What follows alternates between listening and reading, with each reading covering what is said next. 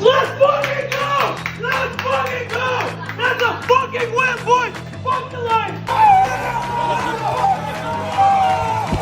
So Bears victory, baby. Bubble! Let's go! Yes! Overtime! Over fucking time, baby! Let's go! Let's go! Touchdown, baby! DJ Moore! What the fuck is that shit? God damn it! The Bears are fucking back. Let's fucking go. Bear down. Come on, Swift! Come on, Swift! Come on, Swift! Swift! Swift! Touchdown! Let's go, baby! Oh, interception to the left! Stevenson to the left! On 3. 1, 2, 3. Fuck the Packers.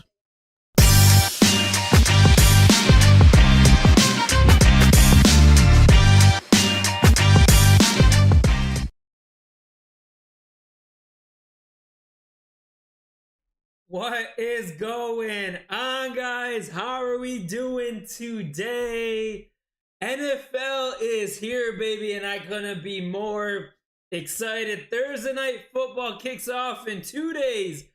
2 more days until we get the Eagles versus the Cowboys. And today is our first Bear Down breakdown. Essentially every Tuesday, I'm going to be going live from 3 to 6 p.m.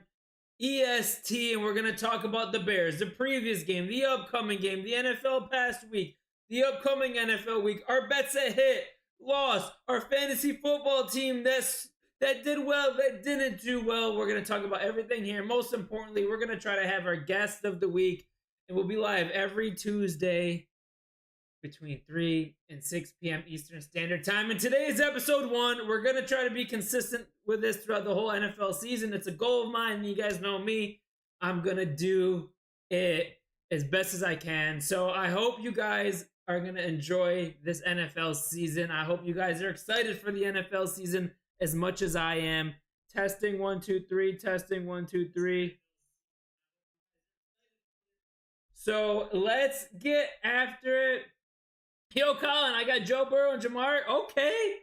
And you got Josh Allen. My guy got a good fantasy team. Avery, let's fucking go. He says in the purple app, let's fucking go. I'm super excited, guys. Midday streams. We're going to test it out. I can't always have night streams because my girl gets pissed. My studio is right next to her room. We're got to do some audio improvements. But we have a special guest of the week today. I don't know if you guys know Jason, if you guys came across his content, seen him throughout our promotion of our fantasy football invitational, but he'll be on the stream in about an hour or so. But there's a lot to get through. I want to do schedule predictions for every NFL team. I want to go and rate all of the teams in our fantasy football invitational. I want to talk about the Bears. I want to talk about the game against the Vikings on Monday Night Football. A lot of things I want to cover today that we can hopefully clip and ship. But let's get after it. Let's scroll a little bit on Bears or just NFL Twitter. I know there's some captains news that came out today. We got to talk about. Avery says, I got Burrow, Jamar, Swift, and Bowers on my team. Okay. Colin says, I drafted Tua. Should I keep or cut Tua? I'd keep Tua. You have Josh Allen, bro. Tua might have a high ceiling. If he stays healthy and that offense does well, that might be a high ceiling stash. There's no risk. You're never going to play him until Josh Allen has a bye week. Avery says, I got Burrow, Jamar, Gibbs, Swift, and Bowers on my team. Okay, everyone is cooking in the chat. Y'all must have seen my draft. Must have seen who we drafted. I'm super excited here. So I have an agenda. Going to try to stay to it. But if you guys want to chat about anything, please let me know. I haven't looked at my fantasy football team since draft night, to be honest with y'all.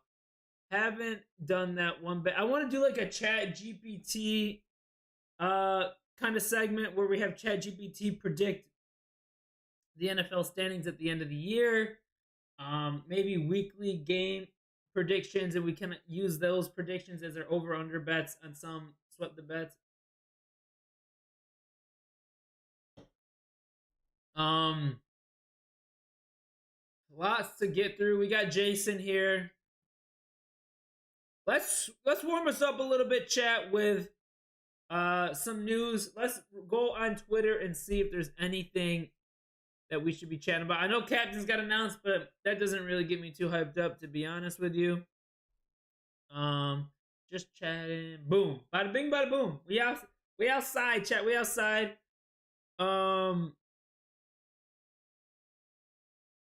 Let's see here. Following for you. All right. Let's see. I know there was some news, chat, and if you guys can see this, okay, let me know. I need to actually, let me go back to just. You're gonna cut to it, bro? How come? Let's go live on the tick to the talk.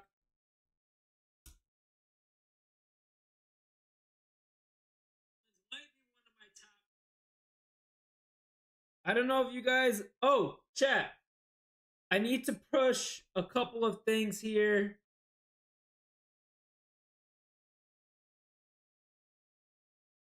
A couple things that I want to talk about, chat. How can I promote it? I didn't post it yet. I'll talk about it on Thursday stream then. However, our survivor pool, chat. I need all of y'all to go into our survivor pool. Type an exclamation point survivor in the chat. Let me whip this baby up. No, that's not survivor. That is the fantasy. Boom, boom, boom, boom, boom, boom. Y'all know what I'm talking about. I've been pushing it in the Discord. So we have our survivor pool. There's only 2 days left to sign up. It's a $20 entry. It's something fun that we are doing with our community. Type in survivor. Yes, Avery. Yes, join, bro. Join. I appreciate you. I love y'all. We need to get this up. I need to do a hard push on this. Oh, I'm sorry. I'm an idiot. I'm a bot, chat. Our survivor pool. We need to get a hard push on this over the next couple days. The deadline to sign up is technically Sunday. However, I'm trying to get everyone signed up by Thursday, the first game. But if you don't know what a survivor pool is, I've been pushing this all over our socials. You pick one team each week. You pick that team. You hope that they win. If they win, you advance. If they lose, you're eliminated. There is a rebuyback period. All those rules are listed on the page. However, it's a super fun way just to have a little bit of investment throughout the NFL season. We need to ramp up signups for this. Next year, I probably will do a weekly pick'em league. We'll test that out. But this year, we're locked in on the Survivor contest. It was fun last year. Need to get more people in it.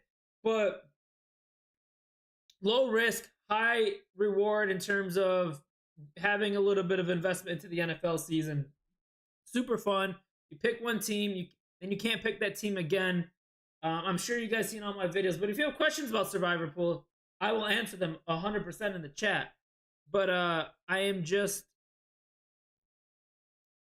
doing another shameless plug on it here. And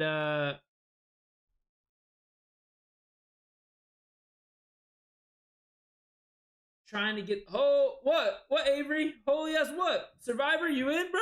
Are you in? You're going to pick up Dak or Michael Penix and cut. Dak isn't a bad pickup, bro. Especially their defense is probably going to be cheap. Well, you have Josh Allen, bro. Is it a 2-quarterback league? All right. So that's a shameless plug there. Now I'm going to go and just change my settings on the Twitter here to make sure. Share account, accessibility display, lights out. Cool. This is what I wanted for us, chat. And let me hide the. I got a little too chaotic there. All right.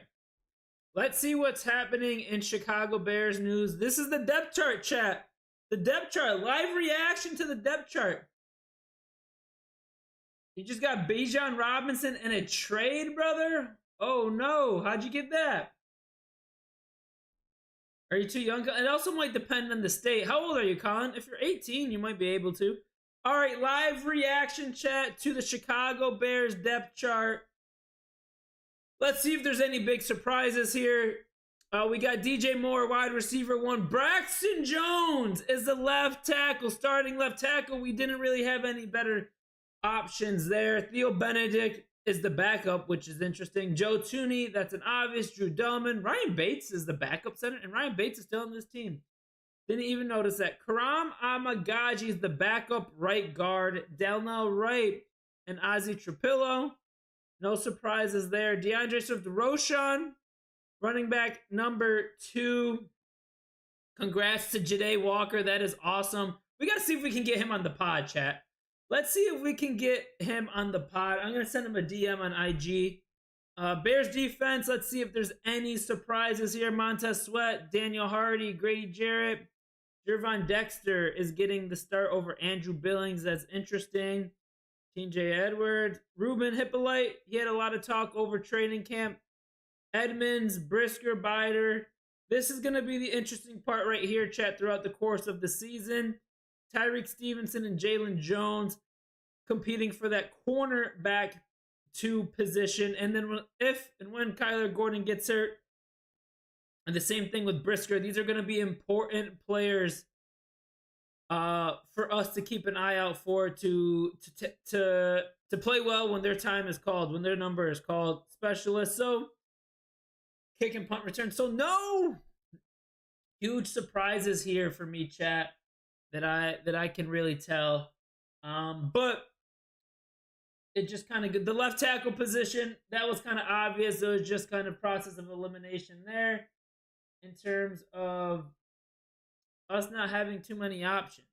There wasn't too many options there. But that is the Bears depth chart. I traded Jacoby Myers and Austin Eckler. Loki, what the hell, brother?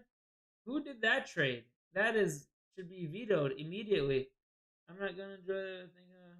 I'm already there. Okay, so we saw that. Nothing crazy in terms of the depth chart.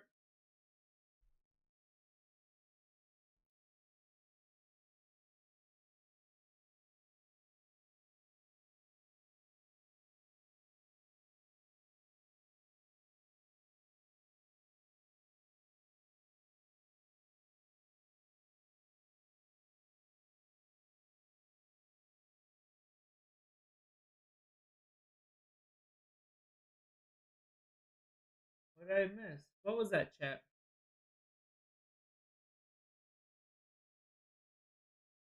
Oh, you have to be 20. And I appreciate whoever just dropped the follow. I appreciate that. Appreciate the love and support there.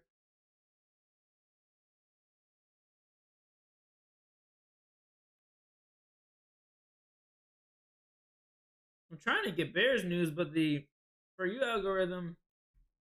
Let's go to following and let's see if there's anything.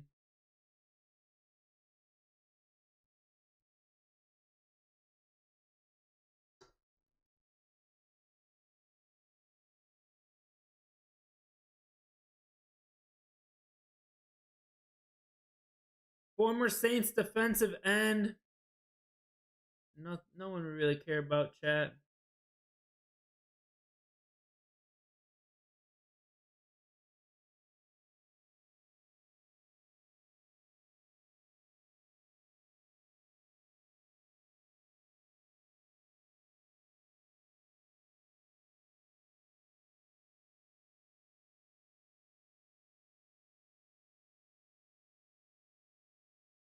Team captains, chat. Cairo Santos, Caleb, Kevin Byard, Grady Jarrett, love that, and Joe Tooney, all deserved. And I think they're rotating some captains, so nothing crazy, just having on that end.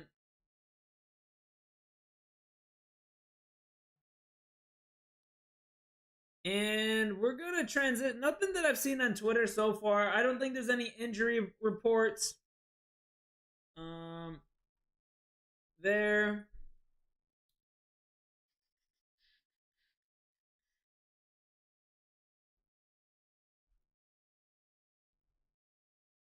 Chat, let's do schedule predictions for each division. I want to make sure we tackle that. For sure, that's on my to-do list. My team now is Burrow, Bijan, Gibbs, Garrett Wilson, Malik Neighbors. Damn, your team is stacked. You have Burrow and Allen Collins. Is it a 2-quarterback league? Did I miss that? KO Sports Talk, bear down, baby. I appreciate you tuning into the stream. If you guys haven't done so already, hit that like button, hit that follow or subscribe button on whatever platform you guys are watching on. I greatly appreciate the love and support. 1,000%. Let's do our we're gonna do schedule predictions for each division. Let's start with the NFC East, chat. We're gonna start with the NFC East.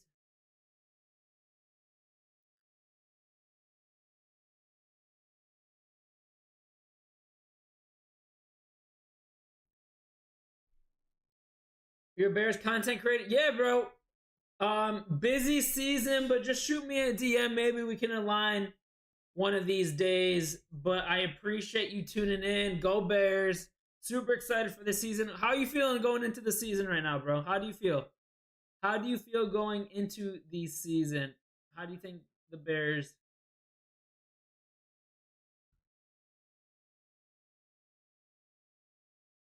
are gonna do? What are your thoughts on NFL Week 1 against the Vikings, bro?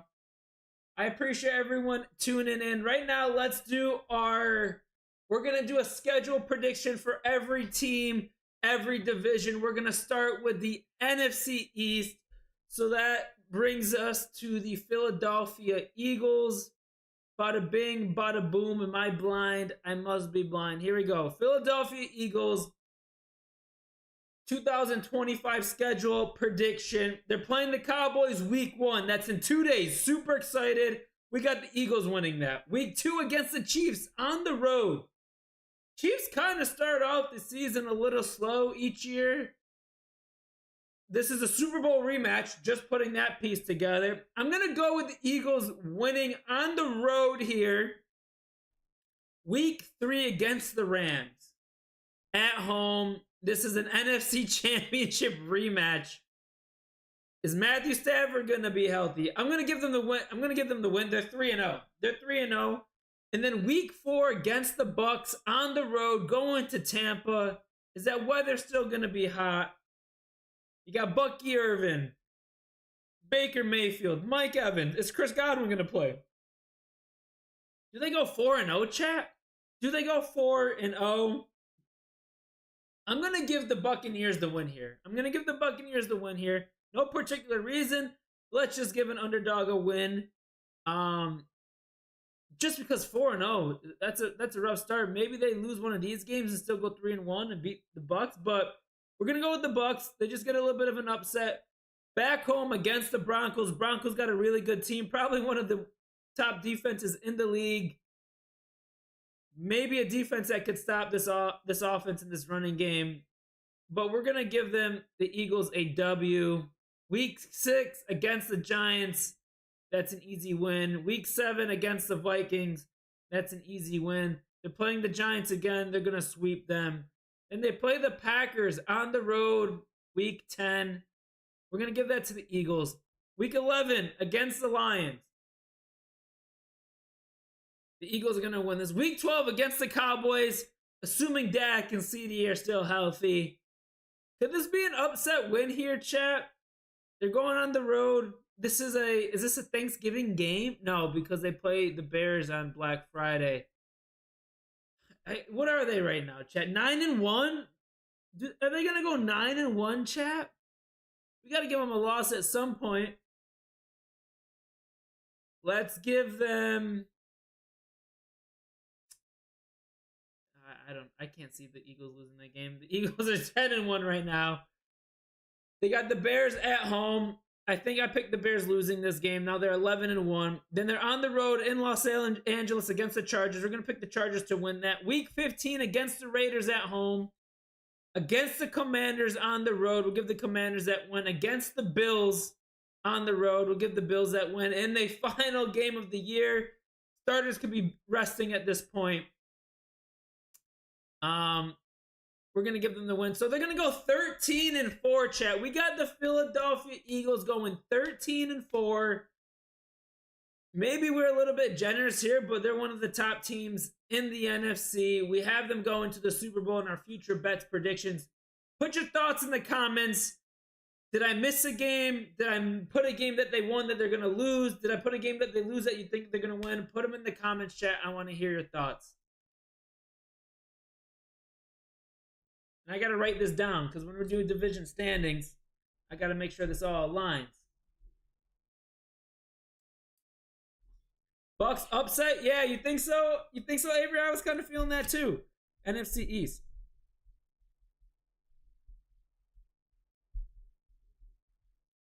Eagles 13-4. All right, chat. Let's do the Washington Commanders next. I'm excited, but I hate Green Bay for real. Yeah, that's tough, bro. That is tough. KO. I'm not necessarily mad we didn't get Parsons, but I'm kind of upset that he went to the Packers. That's a fact. But we'll see how it goes. Their rush defense might be pretty cheeks. Not having a really good defensive tackle there to stop the run. But we shall see, bro. Super excited as well, man. Colin says, my starting running backs are Jonathan Taylor, James Cook, and my backups. That's a pretty solid depth that you have there at running back, Colin. It was my girl's first day back to work as a teacher, and she's so pissed that I'm be here for the whole stream. It's my girl's first day back to work as a teacher, so she's so pissed if in a bad mood, so that's why I'm going to be here.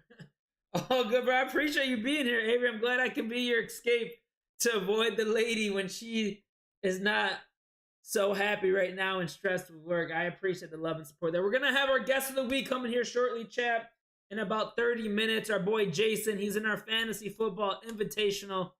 It's going to be a great vibe. So that's pretty much the highlight of today's stream. We're doing some schedule predictions, but we're going to be talking about Bears and Vikings here shortly. Talking about important players for the Bears for the 2025 season. Some Bears that I think that are going to be on the hot seat this year. We're going to grade each of the teams in the Fantasy Football Invitational.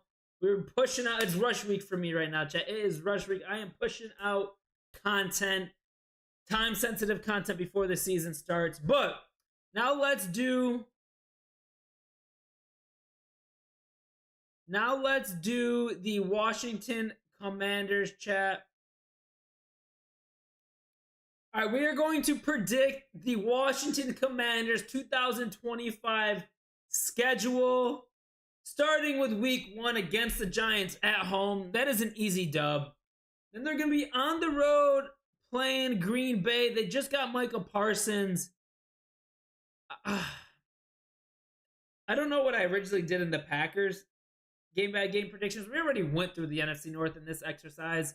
However, let's say the Green Bay Packers win this game. Makes me throw up, but just kind of being a balanced schedule, trying to be a little bit realistic and not have the Packers lose every game. Then we got week 3 playing the Raiders at home. We got them winning that game. Then they're going to be playing the Falcons on the road. This is an interesting matchup. This could be a sleeper pick for the Falcons to win, but I'm going to go with the Washington Commanders here, but because I got them losing against the Chargers the next week. So right now, 3-2. Week 6 against the Bears. We're picking the Bears to win this game. And then they're going to be at Jerry World in week 7. I'm going to have, I don't know. We're going to pick the Cowboys to win this game. Week 8, they're playing the Chiefs in Arrowhead. The Chiefs are going to win this game. Week 9, playing the Seahawks.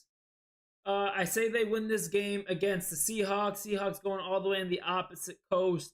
And then week 10, we got the Detroit Lions. They're going to be playing at home. Got them winning this game. Week 11 against Miami. I might take a little upset here. Is Tyreek Hill still gonna be on the team chat at that point? Who knows? But they're going to Florida. Let's give the Dolphins a win here. Then they're playing the Broncos. The Broncos are going on the road. I like the Broncos here. Then you got them playing the Vikings. I'm just assuming J.J. McCarthy's not going to be playing well throughout the course of the season. That's a big question mark for the Vikings. Their roster is really good. Biggest question mark is J.J. McCarthy. We're going to go with the Commanders here. We're going to go with the Commanders beating the Giants. I do like their defense, though. Their defensive line is really good. And then you got them playing the Eagles at home. We're going to give them a win here. Then we got the Cowboys. We're going to give them a win here. And then they're playing the Eagles on the road. We're going to give the Eagles a win. So we got the Washington Commanders going 9-8, chat. What do you think? Think I should have gave them a loss where I put a win? You think I should have gave them a win where I put a loss? Put your thoughts in the comments. So we got the Washington Commanders going 9-8 this year. 9-8. What you guys think?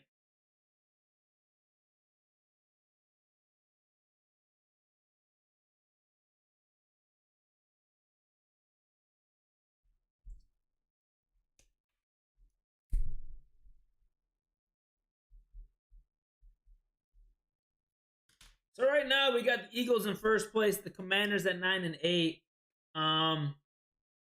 Let's go and do the Cowboys next.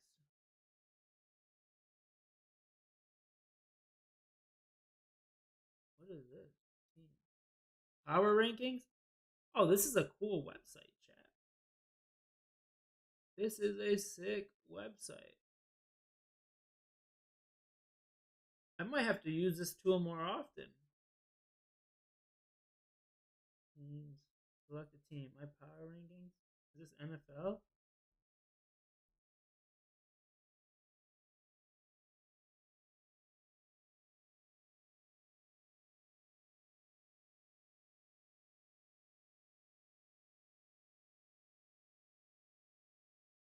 It's a sick, chat. Alright, we're gonna have to use this more often.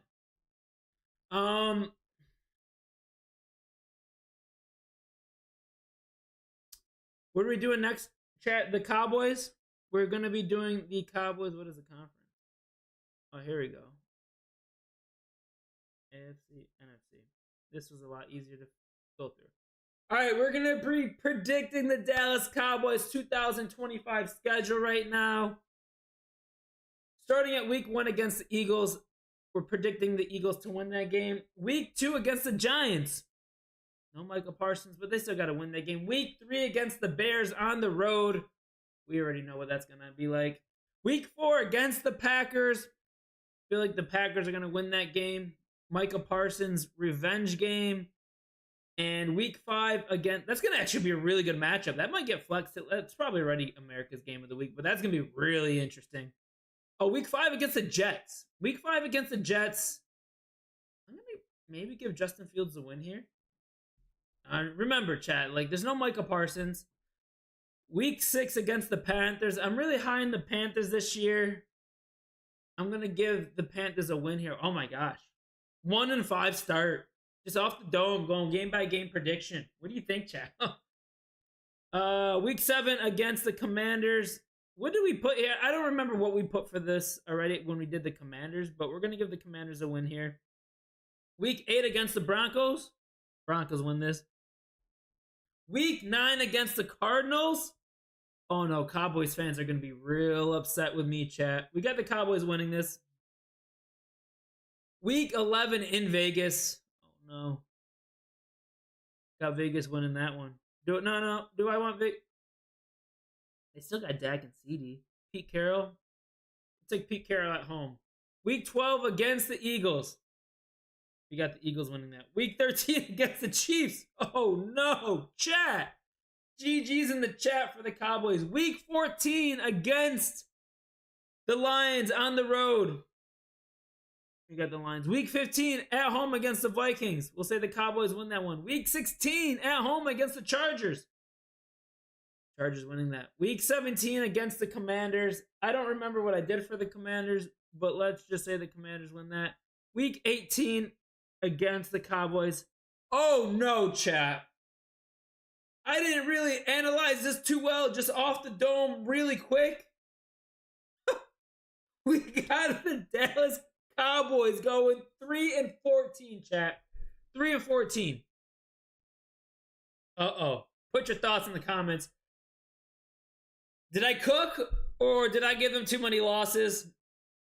What would your prediction have been different for each game? Put your thoughts in the comments, chat. 3-14. The Giants.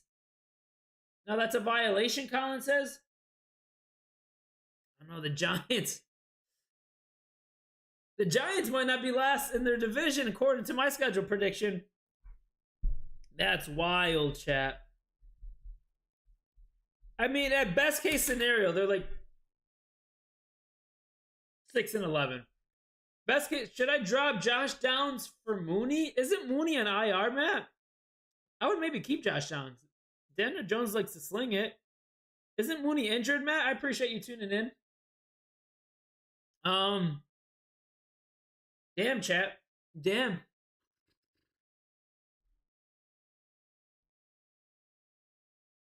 Now let's do the Giants.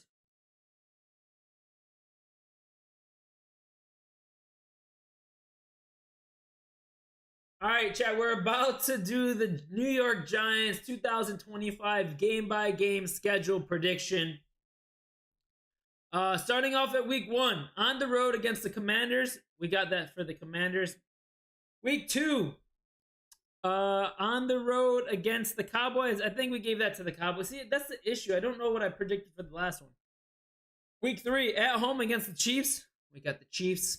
Week 4, at home against the Chargers. We got the Chargers. Week 5, on the road against the Saints. Assuming that the Saints are cheeks.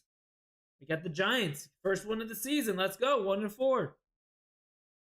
At home against the Eagles. We got the Eagles winning that one. On the road against the Broncos.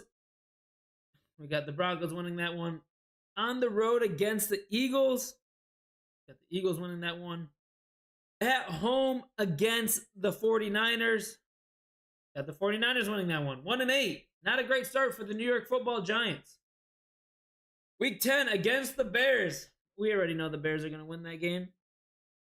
At home against the Packers. Packers going to win that game. Week 12 against the Lions.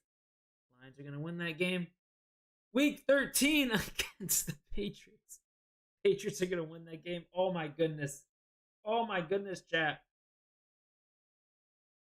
Remember, chat, I'm not going anything too fancy. Rudy, Dub Bears, let's go, baby. You think they're both questionable? Yeah, I don't know. I haven't paid attention to Mooney. Last time I've heard, I thought he was out on IR. What record did you predict for the Bears? You got 10-7. We did our Bears schedule predictions weeks ago when the schedule came out. I think we got them at like 12 wins. Not gonna lie. Not gonna lie, chat. Yo, chat, don't forget to hit that like button. It would be greatly appreciated on whatever platform you guys are watching on. Ready for the Bears to finish last? Drugstore Cowboy. Trolling, bro. No, we ain't coming in last. We about to take the North. Week 15 against the Commanders. We got the Commanders winning that. Week 16 against the Vikings. Vikings winning that. Week 17 against the Raiders. Raiders. Week 18 against the Cowboys. Oh, no, chat. 2-15. We got the New York Giants going 2-15. Put your thoughts in the comments. Would you have changed something? Was I too hard on the Giants? 2-15? That's wild, chat. That's wild. That is wild. So in terms of an NFC East standings, we got the Eagles sitting at 13-4, the Commanders sitting at 9-8, the Cowboys sitting at 3-14, and the Giants at 2-15. Put your thoughts in the comments. Do you agree? Disagree with me? What are your own predictions for the division of the NFC East, chat? Put it in the comments. Drugstore Cowboy. I ain't delusional, bro. Bears about to get first in the North. First Packers, second Vikings. Are you a Packers fan? Third Lions, fourth Bears. I don't disagree with you on the Lions. I'm not high on the Lions this year. But if I'm not being a Bears fan, that's not a bad division standings. I might even put the Vikings over the Packers, but I got to rock with my Bears and say they're not coming in last. They lost OC 100%, dude. I cannot agree with you more. We just put up a clip of our record prediction or betting their total under wins. In our future bets live stream we did last week, I clipped it, and that's essentially what we were saying. They lost their OC, their DC, key offensive lineman. I'm not high on the lines. Are you a Packers fan, bro? Appreciate you tuning in. For my wide receivers, I have Jamar Chase, Puka. Bro, how are you have so many starters? Packers, yeah, but their run defense is going to be the biggest question mark, dude. Their run defense is going to be the biggest question mark. Stop recording. All right, chat. That's the NFC East. Should we go through the NFC South next?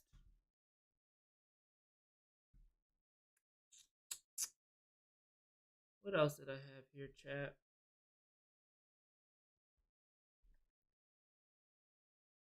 What else did I have for us to talk about today? Yo, Danny! I'm not listening to someone who doesn't even look like he plays a sport. Brother, I am 30. I was active in sports back in college and high school. Of course, I'm not playing a sport. I am 30 years old, my guy. I am not in any adult leagues. No one is playing sports at the age of 30, brother. Appreciate you tuning in. I would love to.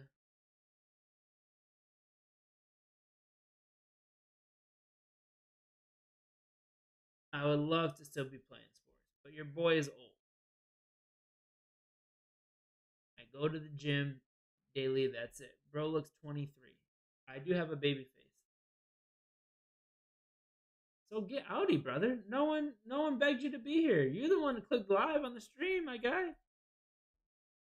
Coming in here with that negativity, brother. Didn't even know you existed on this planet. You can leave. I could care less. All right, chat. Let's see. We got 20 minutes until our boy Jason pulls up on the stream. Baker is 30. Nico. Nico, what's good, Nico? I appreciate you tuning in the stream. Someone go tell Rogers he should have stopped at 30. Colin says you're Danny.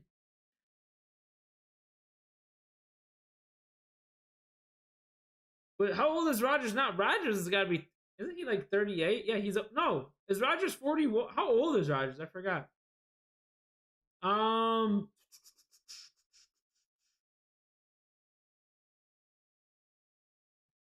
Cowboy said Kenny Clark is still solid though.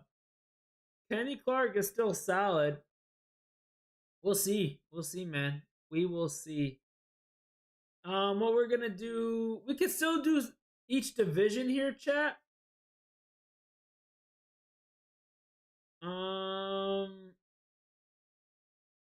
Bears talk. We got Bears talk with Jason. No injury reports, chat. Like, I was trying to talk a little Vikings, Bears. No injuries to talk about at the moment. Is Justin Jefferson still questionable? Jordan Addison is banned for 3 games, correct? So we're going to do bold predictions and score predictions later. We'll get warmed up and talk about that fun stuff with Jason. Reaction videos, what the bet. Chat, you guys, we have our Survivor Pool live stream.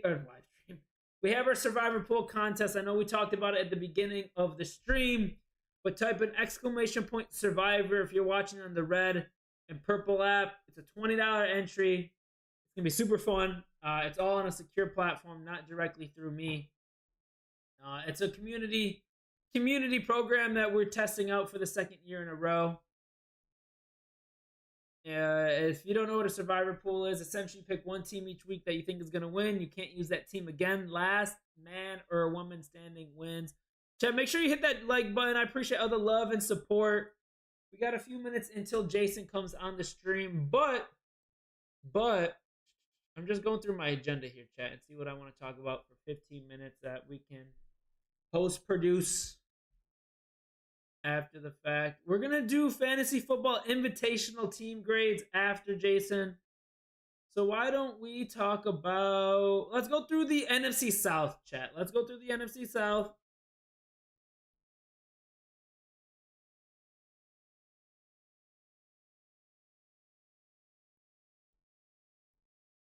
Yo, what is good, bro? I appreciate you tuning in. What's up, Sam? My bad. Saw your text. I'm in so many so far next year. All good, brother. I appreciate you tuning in. Yo, I appreciate those gifts on TikTok, my brother. I appreciate the love and support, my guy. Appreciate it so much. Let me know if you got anything that you're selling too, bro. I need to recoup on some sports. I know it is. I know it is. I got you. I remember your profile image. I got your profile image, my guy. I appreciate the love and support. But yeah, we're just doing a survivor pool with the community. I'm trying to kick off. Next year, we're going to do a weekly pick'em, chat. Next year, we'll do a weekly pick'em, I think. The shot of getting eliminated after the first week, people are a little bit scared of. But we're still going to have fun with it this year. Next year, we're going to do a weekly pick'em. But let's do the NFC South division standings. Let's start with the Buccaneers. All right, chat, we're going to predict the Tampa Bay Buccaneers 2025 schedule right now. And starting off at week 1, they play the Falcons on the road at Mercedes-Benz Stadium or Mercedes-Benz Dome. Ooh. It's all the question mark here is like, what is Michael Penix going to be? What is Michael Penix going to be? I'm going to give it to the Falcons. Let's say there's a little upset there. Week 2 on the road against the Texans. No run game for the Texans. Could be a little bit of a shootout. I'm going to go with the Bucks. Then the Bucks are playing the Jets at home. We're going to go with the Bucks. The Eagles playing the Buccaneers. I'm going to give it to the Philadelphia Eagles. Then they play the Seattle Seahawks on the road. That Seahawks defense is good. And then the Buccaneers are going to play the 49ers in week 6 at home. Assuming everyone is healthy here for the 49ers, except their wide receivers. They seem to be hurt still. We're going to go with the Buccaneers here. Week 7 against the Detroit Lions. We're going to give it to the Lions here, chat. We'll give it to the Lions. Week 8 against the Saints. We got them winning this one. The Saints are probably going to be the worst team in the NFL this year. Week 10 against the Patriots at home. I think the Patriots will be pretty decent this year, but we're going to give this one to the Bucks. Week 11 on the road against Buffalo. It's going to be cold by then. Buffalo takes home that one. Week 12 against the Rams. This one's going to be a good game, chat. This one should be a good game, but we're going to give it to the Rams. Week 13 at home against the Cardinals. Let's say they get this win, and they're going to be playing the Saints again at home. Let's say they get that win. And then week 15 against the Falcons. They're going to get this one. Week 16 against the Panthers on the road. We're going to give that one to the Panthers. I'm a little high in the Panthers this year. As you guys might have noticed in our Future Bets live stream. Week 17 against the Dolphins in Miami. The Dolphins. And then week 18 against the Panthers. Let's say they split that series. So we got the Bucks going 9-8, chat. 9-8. We got the Tampa Bay Buccaneers. Put your thoughts in the comments. Would you predict something different? Would you put a loss where I put a win? Would you put a win where I put a loss? But we got the Buccaneers going 9-8. Just kind of off the dome, game by game schedule prediction. Haven't paid too much attention to their offseason. I know they got a good wide receiver in the draft. I know Chris Godwin is hurt. I know Jared McMillan is hurt. But they still got Todd Bowles, great defensive play caller. But put your thoughts in the comments. 9-8, chat, for the Tampa Bay Buccaneers. You think they're going to do better? Worse? Put your thoughts in the comments. Devon, you go Falcons for which one? Where would you put the Falcons in terms of week 1 or the week 15, bro? Let's see here. We got NFC South. Oh, I'm gonna check my phone here, chat. Maybe we can breeze through the NFC South. NFC South, we got Bucks 9-8.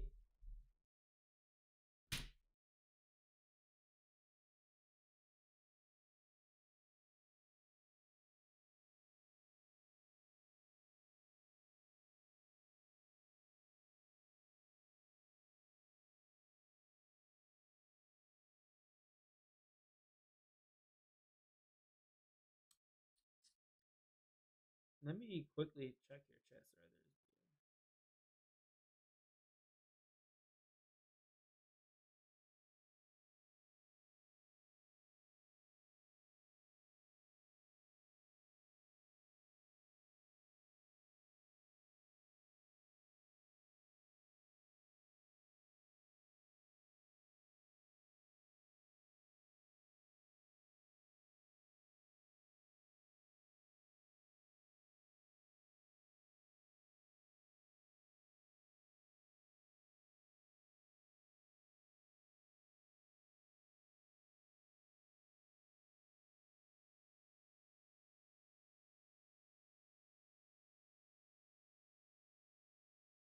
Sorry, chat.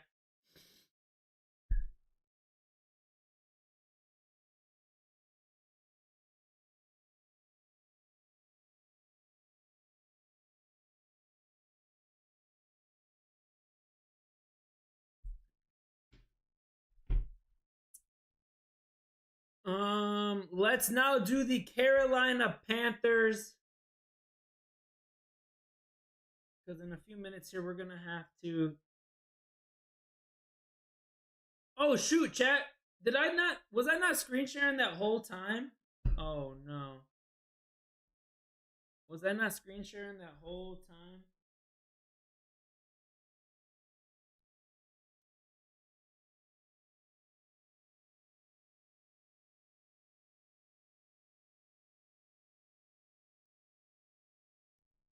That's tough. I'm gonna have to redo that one, chat.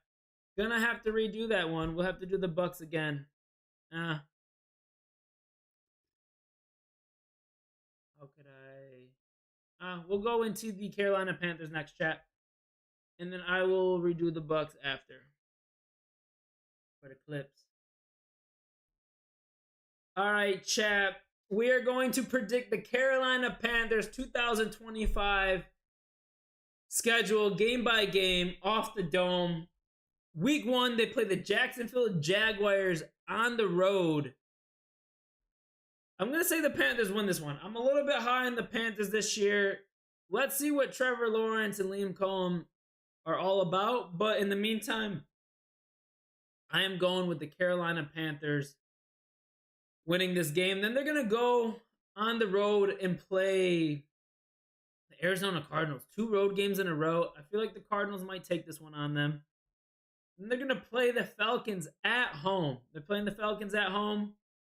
We're going to take the Panthers, giving them a W here. Then they're going to play the New England Patriots on the road. This could be a tough game. I like Vrabel. We're going to go New England Patriots here. Then they're going to play the Miami Dolphins at home. We're going to give them a win there. Playing the Dallas Cowboys at home. We're going to give them a win there. Then they're going to be playing the New York Jets on the road. I like the Justin Fields, Aaron Glenn, tough nose running football combo that they're going to have over there in New York. But I'm going to give this one to the Carolina Panthers. So we got them starting 5-2. 5-2 start for the Carolina Panthers. Then they're going to lose to the Buffalo Bills. They're going to lose to the Green Bay Packers. They're going to beat the Saints at home in Week 10.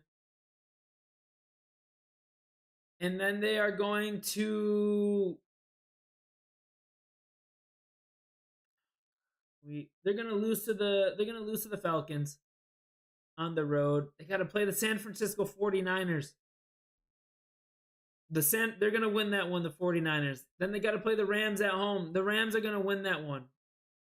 Then they play the Saints Week 15 on the road after their bye. We'll give them that one. They're going to play the Bucks at home. We got the Panthers winning that. They're going to be playing the Seahawks at home. They're going to win that one. And then the final game of the season on the road against Tampa Bay. We're going to give that one to the Buccaneers. So we got the Carolina Panthers going 9-8, chat. 9-8. Put your thoughts in the comments.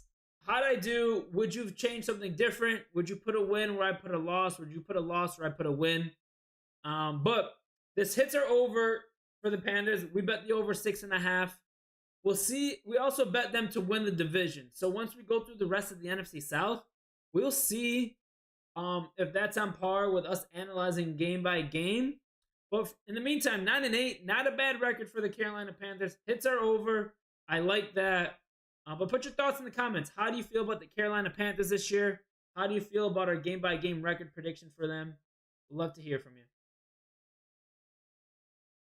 Colin says, I have Jacoby Myers and Jackson Smith on the bench. JSN's not bad to have on the bench. That's a pretty solid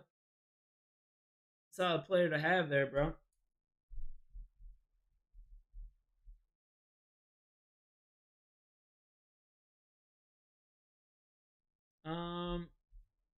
We're gonna have to redo the Bucks one. Yo, what's good, Dylan? I appreciate you tuning into the stream, my guy. Chuba or Kamara week 1? Who are they playing? Well, you got Chuba playing the Jaguars week 1. Who are the Saints playing week 1? I appreciate those likes. I appreciate the likes, my friends. NFL Mike, what is good, brother? Chargers? We were just doing the NFC South. We got 6 minutes. I got 6 minutes until Jason pulls up. We're going to do the AFC West after Jason, bro. We're doing the AFC West after Jason. We got Jason coming up on the stream here in a few minutes. He should be messaging me here soon. How are you doing, brother? Are you excited for the season? How are we looking for the Chargers this year? Saints playing Cardinals, I think. Oh, that might be a PPR game for Kamara, Dylan. I know. I would go Chuba. Can you put one in your flex? Can't you have both playing? I appreciate you tuning in, my friend. We will get to the Chargers afterwards. Let's run through a quick... Let's do the... Who's next? The Falcons. We'll do the Falcons next here. Close out the NFC South before we get on with Jason. All right, chat. We're about to do the NFC South game-by-game record prediction for the Atlanta Falcons. Week 1, they play the Tampa Bay Buccaneers. I forgot what I put for the Bucs here, but I think I put the Falcons. We got the Falcons winning this game. Biggest question mark is Michael Penix Jr., but they're at home. Bucs have a few injuries in the wide receiver position, so maybe they're getting them at the right time. Week 2, they're playing the Minnesota Vikings on the road. Much as I hate to do it, I'm going to give the Vikings this one. Biggest question mark is J.J. McCarthy. However, they got a really good roster. A lot of talent around them. So I feel like I believe in Brian Flores' defense against Michael Penix in that Atlanta Falcons offense. Week 3, on the road against the Panthers. We picked the Panthers to win this one, if I remember correctly. So we're going to do that again here. Week 4, playing the Washington Commanders at home. We got the Commanders taking this one. We just did the NFC East. I believe that's what we picked for them. Early bye week, just like the Bears. Week 5 bye week. Then they're playing the Bills at home. We got to give the Bills this one. Not a good start for the Falcons based on our predictions 1 and 4. And then they're playing the San Francisco 49ers on the road. We got to give this one to the 49ers. Just being on the road on the West Coast. Assuming all these players are healthy for the 49ers. Robert Saleh is your defensive coordinator again. And then week 8, playing the Miami Dolphins. We'll give this one to the Falcons. Is Tyreek still going to be there? Is Tua healthy? These are going to be the biggest question marks going into week 8. Week 9, on the road against the New England Patriots. I'm going to give this one to the Patriots. I like Mike Vrabel. I'm assuming that he's going to have that team ready to go. Cardinals football. Looking forward to seeing what the Patriots are actually made of this year. Week 10, playing on the road against the Colts. We'll give this one to the Falcons. Don't really believe in Daniel Jones. Maybe they're kind of like a surprise sleeper team, but with the information I'm provided right now, I'm not too high in the Colts, and we're going with the Falcons to win that one. Week 11, playing the Panthers at home. I believe we got the Falcons winning this, if we remember correctly from our Carolina Panthers game by game prediction. And they're playing the Saints on the road. We'll give this one to the Falcons. I don't think we have the Saints winning one game this year. Chat, I don't think we have them winning one game this year. And then week 13, we have them on the road against the New York Jets. Assuming Justin Fields is healthy. I'm feeling weird about the Jets. I kind of like, I don't want to say I believe in Justin Fields, but I think it's a good pairing with Aaron Glenn and the type of style of football that they want to play over there in New York. New culture. I'm going to give this one to the Jets. It's going to be cold day in New York. And then week 14 at home against the Seahawks. We haven't gotten to the Seahawks NFC West schedule predictions yet, but I don't have them. In the last couple of games we've been predicting, we have them losing, but we'll give this one to the Falcons, assuming everyone's healthy. Then week 15 on the road against the Bucks. I believe we got the Bucks winning this one. And they're going to be playing the Cardinals on the road. I think I got to give this one to Arizona. I think this Arizona is a sleeper team this year.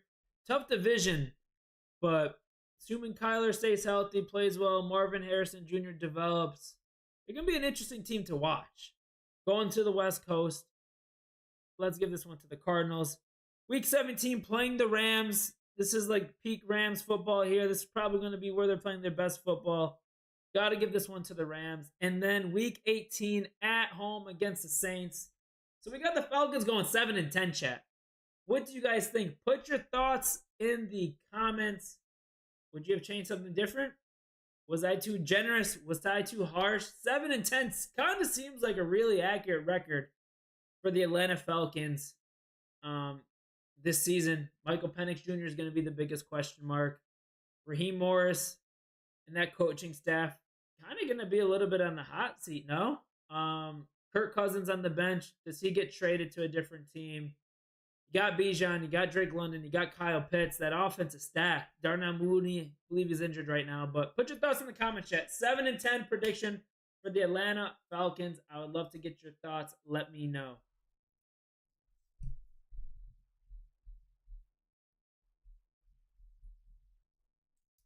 We're waiting for Jason here, chat. Waiting for him to see if I get any.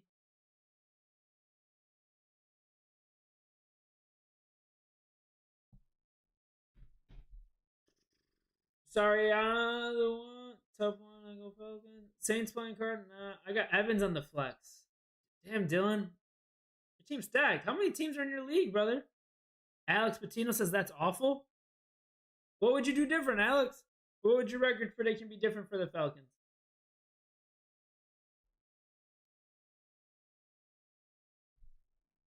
Chat, we do have.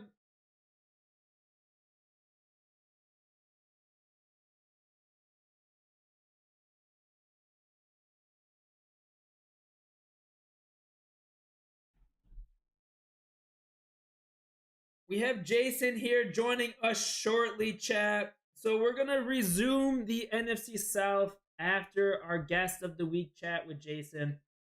So let me get this started. I'm going to transition over here shortly.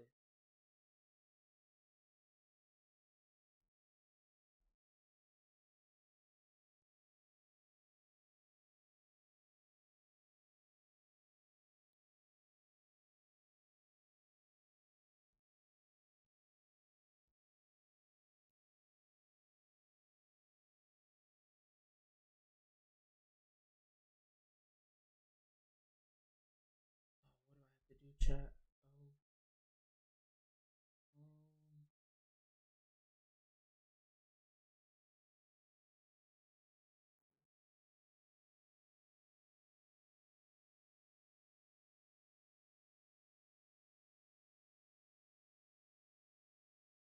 Yo, what's going on, Jason? Can you hear me? Yes, cool. Let me one man band over here. My intern's gonna show up today. Let me put you all set up in the OBS here. Give me 1 second. What do I gotta do? I gotta copy your link here. All right, chat. Give us a second. We're transitioning here. Um, browser. No, guessing. I don't know. Like, how does like people like the Pat McAfee show do this stuff? They have like a full. No, it's when it comes to the guest stuff. I'm sure there's a better process out there, but this is what I've YouTubed and. Hey, it looks good. Can you see me? Yeah, yeah, I can see you. I can see the stream. Cool, and you can hear me. Let me see if the stream's good Yeah. for you. It looks Cool. good. Let me re-record this so it's easier for post-production. Boom. What is chat seeing right now? They're seeing you. All right. Oh, let me put you over here. So I'm kind of making eye contact. How can I? Where am I gonna put you? I'll put you right here. Didn't test this part.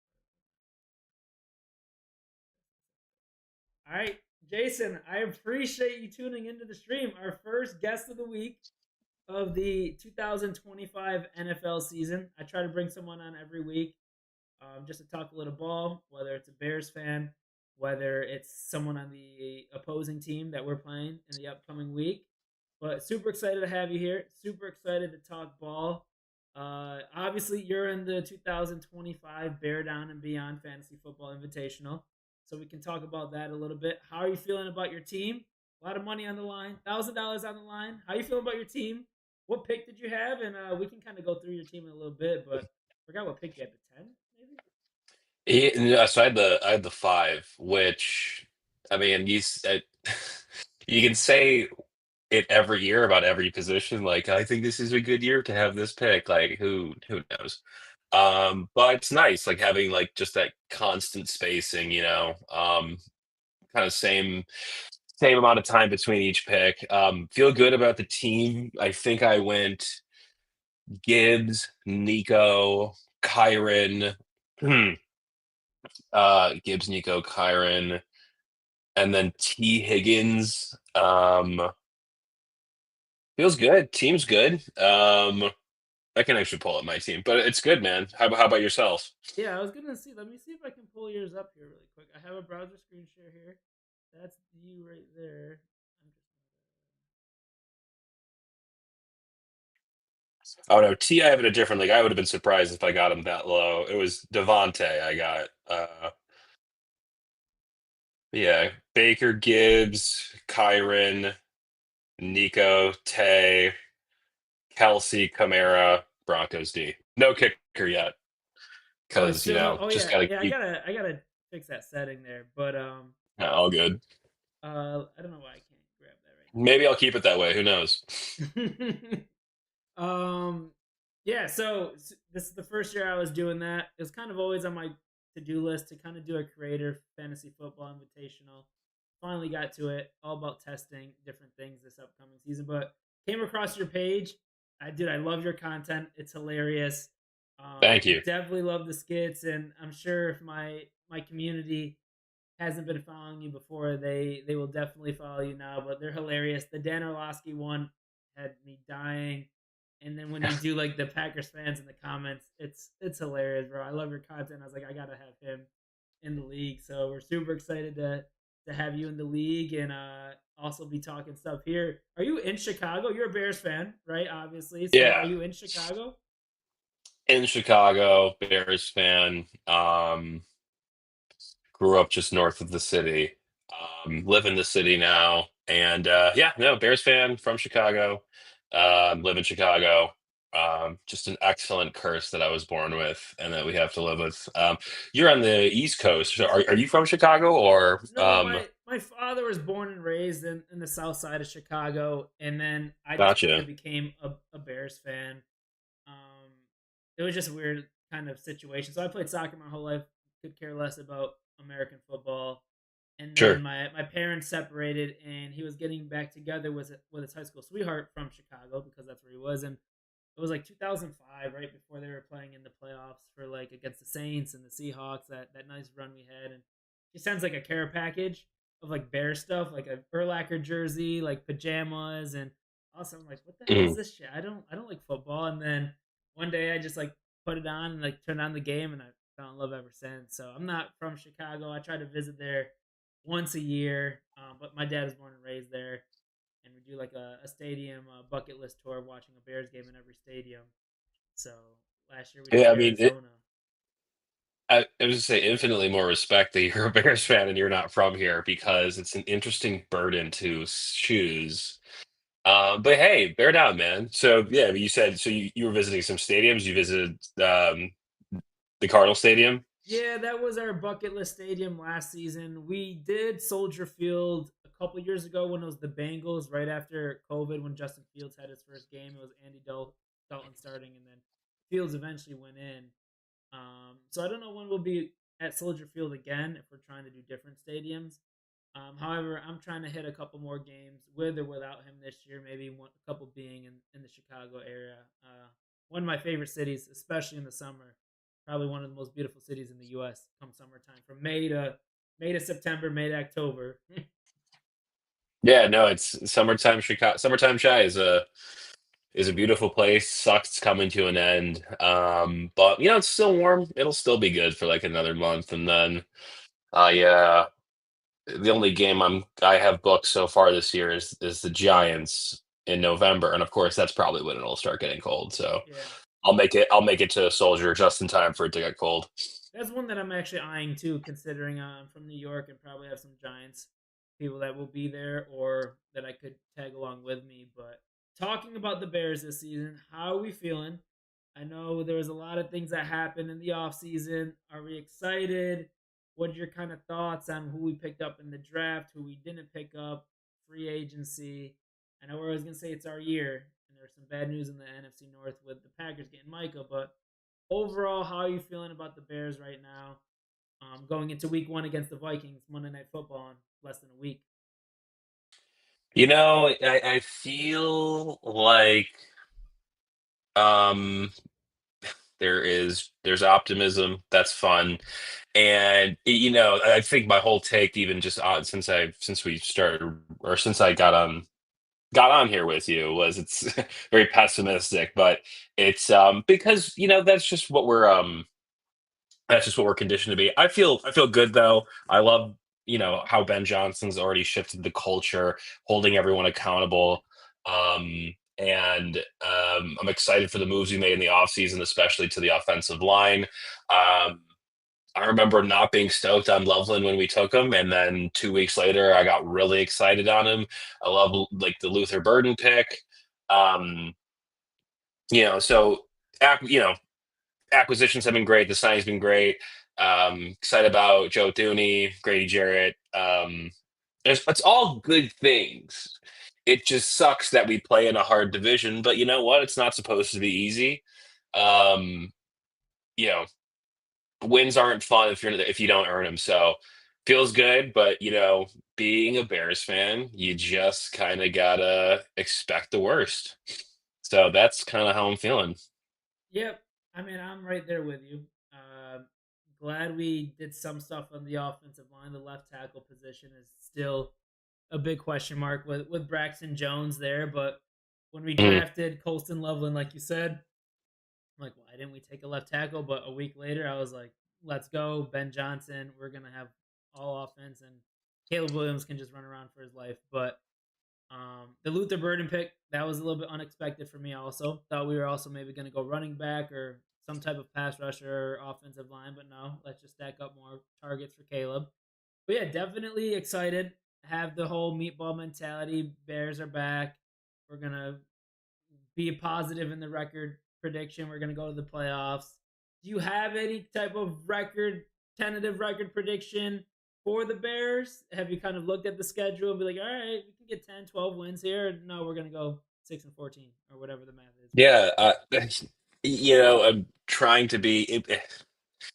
I think realistically, you know, being in the NFC North, I think realistically, 9-8 would be a serviceable season.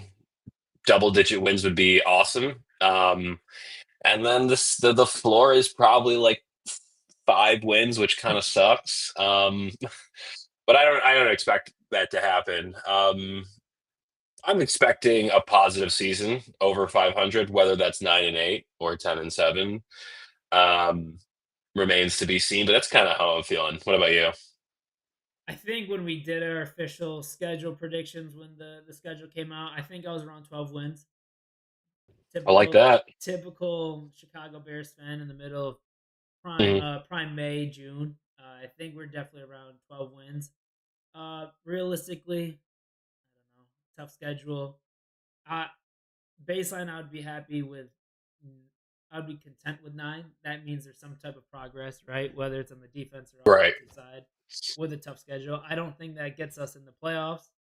I don't think that obviously doesn't win us the division, but almost double the win total of last year, and then gets us in the hunt. But I think when we did the game by game, I was at 12, but some biasy there.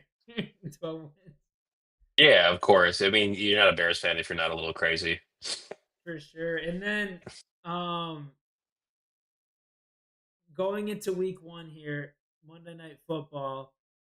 How pumped are you? Do you have any things that you're looking out for this game that you want to kind of see in terms of Caleb or the offense? I'm sure there's a bunch of things we're all excited about, but Monday Night Football against the Vikings, division rival, which is always fun. They got question marks there too with JJ McCarthy, but um, focus on the Bears right now. Like, what are you looking forward to the most come Monday Night Football against the Vikings? I'm just looking to win, looking to come out there and make a statement and win. Um, it's a home game, right? Yeah, I Mm, think it is. Yeah, that would have Yeah, been a nice one to It's- go to. If unfortunately, yeah, I'm in New York. yeah. No, no, no. So my girlfriend is from Minnesota, and she was going to get us tickets for the game, and this was even a couple months ago. They were like $800 a piece, and I was like, don't expect you to get that. Would have been a great game to go to. Would have been crazy. Um, but what I'm looking for is I'm looking to come out there, make a statement, get a win. Um, Caleb is. Everyone loves hating on him, and it's so I get it. Like a lot of hype. You think it's weird that he paints his nails and that he's eccentric. But I want the Bears to go out there, get a win, make a statement. The Vikings are a good team. And they're well coached. And frankly, if I was a Minnesota Vikings fan, I really wouldn't be worried about JJ McCarthy because he he's a he won a natty on an excellent team coached by a great coach there. He has a great coach now, one of the best in the league. And I expect JJ McCarthy to have an excellent season, which sucks. Um, but I would like the guys to go out there and win against a really well put together, well coached team and start the season with a W, you know? That's kind of it's momentum we haven't had in a long time. I know we won our season opener last year against like the Titans, Will Levis legacy game. Um, but it should be nice to go out there and get a dub, make a statement. Yeah, I'm pumped. I'm super excited. Division rival game, Monday Night Football. Like you said, I mean, the Vikings are a really good team. The biggest question mark is JJ, but they've always done well with random quarterbacks and Kevin O'Connell, Sam Darnold, and you had Mm, the Josh. Oh my God, the astronaut there. They called him, and then I forgot what that guy's name. Josh, he was bald. And then who are some of the? Always had success with random quarterbacks because of their coaching, but mm, can't wait. Can't wait to see what Caleb Williams and Ben Johnson's all about. My biggest worry is that pass rush and then the left side of the offensive line with Braxton Jones, especially against some of their defensive line that they have, and Brian Flores always blitzing and stuff. So I'll definitely be super excited. Do you have a game day routine or ritual? I know it's a Monday night football game, so it's probably a little different than a Sunday. But anything that you do, any particular game, Bears game day, to get you ready for the game? I don't have like much of a routine. I remember it was only like 2 years ago where I would always like wear a jersey and watch the game, but I kind of retired that that method. Yeah, I just you know what my yeah, I actually do have a game day routine. It's watch the game and just remember to breathe and it's all gonna be okay. That's what my routine is just have fun while you're watching it, no matter what happens, and don't drink too much when you watch the game because that only makes it worse or not less fun, you know. If you're gonna watch the game and drink, monitor it. What about you? What's your routine? Well, as of last couple of years, I've been streaming most of the games that come on. We do our Oh yeah, watch parties, sure. so still crashing out and getting pissed off as if I were on camera or off camera, but not able to kind of sit down on the couch and enjoy it with all the behind the scenes tech kind of camera stuff going on. But if it's a Sunday, I always try to have the munchies. Always try to get some good foods, nice Yeah, spread. sure. Um, when if I before the streaming kind of stuff, I usually watch it at my father's house, and he's a phenomenal cook. Homemade pizzas, chicken wings, mozzarella sticks, all those goodies. Awesome. But with it being on a Monday night, it's kind of a little bit different. Um, with work and stuff before the day, but always try to have my beverage of choice, my beer or high noons, and then yeah, just I start off the season. If they win and I'm wearing that jersey, we're not taking, and I'm wearing those pajamas or whatever lucky socks, not taking it off until they lose. So if I'm wearing a Caleb Williams jersey and they win, I'm not taking that thing off the next game until we lose. I'm a Nice, little bit nice. That's superstitious commitment. when it comes to the Bears. There's always something that's gonna come up that I think why they freaking lost or something. But yeah, food and beverages are always a key. Do you have a beverage of choice on NFL football Sundays? If anything, it's like if you're gonna watch Bears football and you're gonna drink, you better have old style. Just I know it's such a cliche. It's not even a good beer, but when you're watching a Bears game, it's the best, But um, gotta have an old style, or I could have some Blue Moons. I think those are the two that I'd gravitate towards. Okay, you got Blue Moons and Old Style like that, and then any game day meals, foods that yeah, that are at the top of your list in terms of ranking. You gotta get wings. You gotta get wings, and if you're I know deep dish is kind of like it kind of say it's a touristy thing, and but if you get a Pequod's pan pizza, or you get there's a place north of the city in Evanston called Buff Joe's. If you get some Buff Joe's wings, I mean, if you're really committing to the bit and you're having people over and you pick up a double party pan of Buff Joe's wings, I mean, that's really how you do it if you're gonna go all out. But if I'm just watching at home, I cook, man. There's something therapeutic about that, and it kind of gives you something to do and take your mind off of the game if you kind of need that. You know what I'm saying?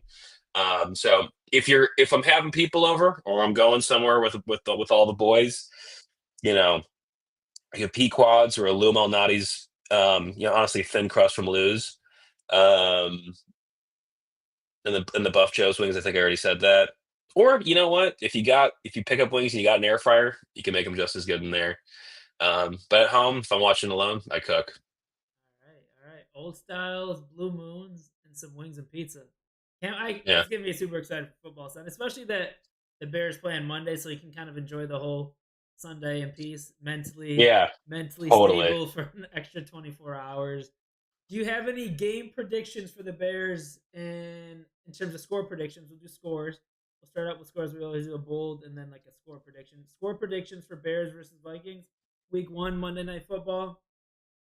Yeah, I think let's say the Bears win 27-24. Ooh, Cairo Santos game-winning field goal. Let's chalk it up He's not there. gonna get tipped Let's this time. He's been practicing his trajectory. Yeah. He practicing his trajectory, and hopefully the offensive line isn't letting everybody in. So let's go with that. 27-24 off of a Cairo Santos game-winning field goal. 2-minute drill, 98-yard drive. Hey, Caleb Williams with a successful fourth quarter comeback. We saw a few of those last year, but if it wasn't for the Matt Eberflus debacles in half of those games, maybe we would have won a few more games in those last second comebacks that he had. Any bold predictions? I don't know, like Roma Dunze 3 touchdowns or Jalen Johnson 2 pick six. Any bold predictions that you're envisioning right now for week one?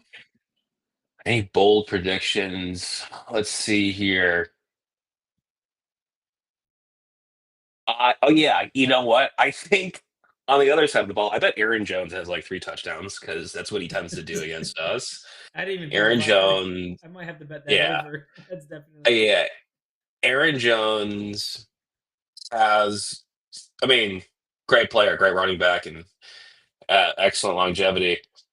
But he has a tendency to carve up the Bears every time he plays us, which he has done twice a year, every year he's played in the league. So I bet Aaron Jones has at least 2 scores on the ground. On the Bears side, I think,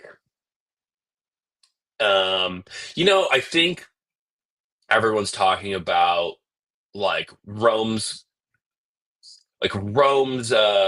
jump season, and everyone's excited about Loveland, and everyone's excited about um Luther and whatnot. But DJ Moore, like, and everyone forgets wide receiver one.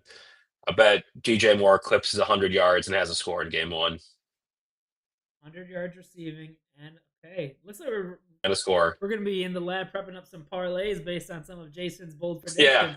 I love the yeah, Aaron yeah. Jones one. I totally forgot about that. So that's definitely a lock. I remember cheering for that last year on Monday Night Football when we had like 3 wins, and I just bet all the opposing teams rushing touchdowns and props for the Oh yeah, ever since Billings got hurt, and I was cashing in every week. I had to enjoy the game somehow.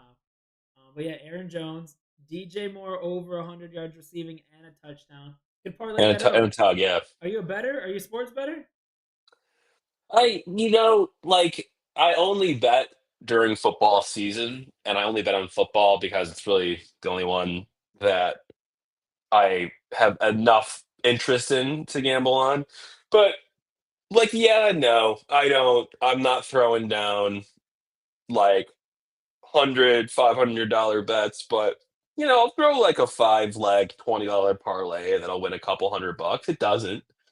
Um, I will say I have put. I mean, regular season I don't put that much, but I think every year for the past 6 years I have gotten the Super Bowl winner correct, and I put $200 on the money line of who I think is going to win the Super Bowl, and I think I've won 6 times in a row. Okay, knock on So wood. Knock on wood. knock on wood. Yep. I don't mind saying it because it's going to end. It's bound to end. And the past 3 years, I'm surely it's gonna, like, this past year, like, people forget that, like, I mean, the Eagles are so good, but you don't really bet against the Chiefs in the Super Bowl because that's a crazy thing to do. And you just had this gut feeling. I was like, but like the Eagles are just too good to lose, and they routed them. So anyway, I don't mind saying it because I know it's going to end, but we'll approach that conversation later. But yeah, I like to throw a couple bets, but I'm a 5, 10, $15 guy. What about you? Responsibly. Betting responsibly. Gambling Yeah, yeah. responsibly. Which you should. Anyone watching this, you should do that too if Yeah. you are better. And I'm gonna gamble responsibly on that DJ or guest of the week parlay. DJ Moore 100 plus yards and a touchdown. We're gonna make that probably a new segment, and we're gonna put Yeah, throw that in. Parlay of the week from the guest. yeah, that we're gonna definitely line up. Want to talk a little bit about, I get questions sometimes about content creation and stuff from my end, and I'm not that big or anything, but I just kind of want to talk a little bit about your content creation journey. Like, how long have you been making content? I love the creativity and the humor that you bring to your style of content. Like, how long have you been doing it? Are you a full time content creator? How'd you kind of get started? I feel like if I'm understanding some of it correctly, it's like football fan meets kind of like, is it Elden Ring? Some of the humor or some of Yeah. the medieval or more general, more medieval kind of uh humor to it. Also, I just want to kind of learn a little bit more about that because I love the content and want to get to know you a little Yeah, bit more as a content creator outside of Jason the Bears fan. sure. Yeah, no, happy to talk about it. I I mean, I've been making content for like 4 or 5 years, and it wasn't very. I was. I mean, it's just like what anyone if who does it. It's I just because it was fun and I had downtime, and this was you know I was making content for fun. It was not sports related. It was just like some stuff I thought of, um, or honestly I didn't think of. I just saw someone else do something, and I thought I had my own funny twist on it. So. Um, And I grew a following, actually, just over the years, kind of doing it on and off. I gained a bit of a following, and I gained some virality for doing like Max Kellerman bits, and then I stopped doing the content creation for a couple years. Maybe I'd post a video every now and then, but I would say like 3 months ago, 3 4 months ago, I kind of missed it, and I thought, why not just do it again? And I really leaned into football, and I started posting like slideshows about like just silly football takes. Like remember that game that Doug Martin had like 12 years ago when he had blah blah blah, and just like really random stuff. After the draft, um, I just explained this on another pod, and I apologize to the Saints fans that watch this, but I just like made a video really shitting on the Saints. And I think it's because I went to CU, I went to Boulder, and I really, I'm a Shador fan, and they drafted Tyler Shuck, and then also it's not the Saints' fault. A bunch of people passed up on him, but I made a video about the Saints and their interesting front office moves, and that really took off. So I did one about almost every single team. I think there's 4 teams I didn't do it on, but whether I kind of talked about their success or mostly their shortcomings, and I just kind of told myself I'm going to keep doing this and post a video every day. And eventually I decided I would start sharing them on Instagram too. And I've been so lucky that people have enjoyed watching them. And in terms of the Elden Ring, like it's all stuff that I like or I Yeah. incorporate for my life. Like, yeah, I have like 2,000 hours of Elden Ring gameplay. So like that's a me thing. But the lingo that I use in some of the skits is totally based on like Elden Ring dialogue because I've heard it so many times. Like there's a lot of cutscenes and there's dialogue and you can skip them. Like I don't always skip it. I listen to it. So that stuff is like burned into my head and it's cool to me. And like it's kind of funny to like incorporate it about a goblin who just really likes the Packers. And that's kind of how it started and how I incorporated those other things into it. Um, but yeah, I'm very very lucky that I got people who enjoy it, and it makes me want to do it more. It makes me want to create more content. How do you like? There's authors that have like kind of creative roadblock and stuff. Like, how do you come up with? And I always wonder this about your style of content, and other creators that do like the skit style of content. Like, how do you come up with like such creative? Like, I would never be able to kind of do that.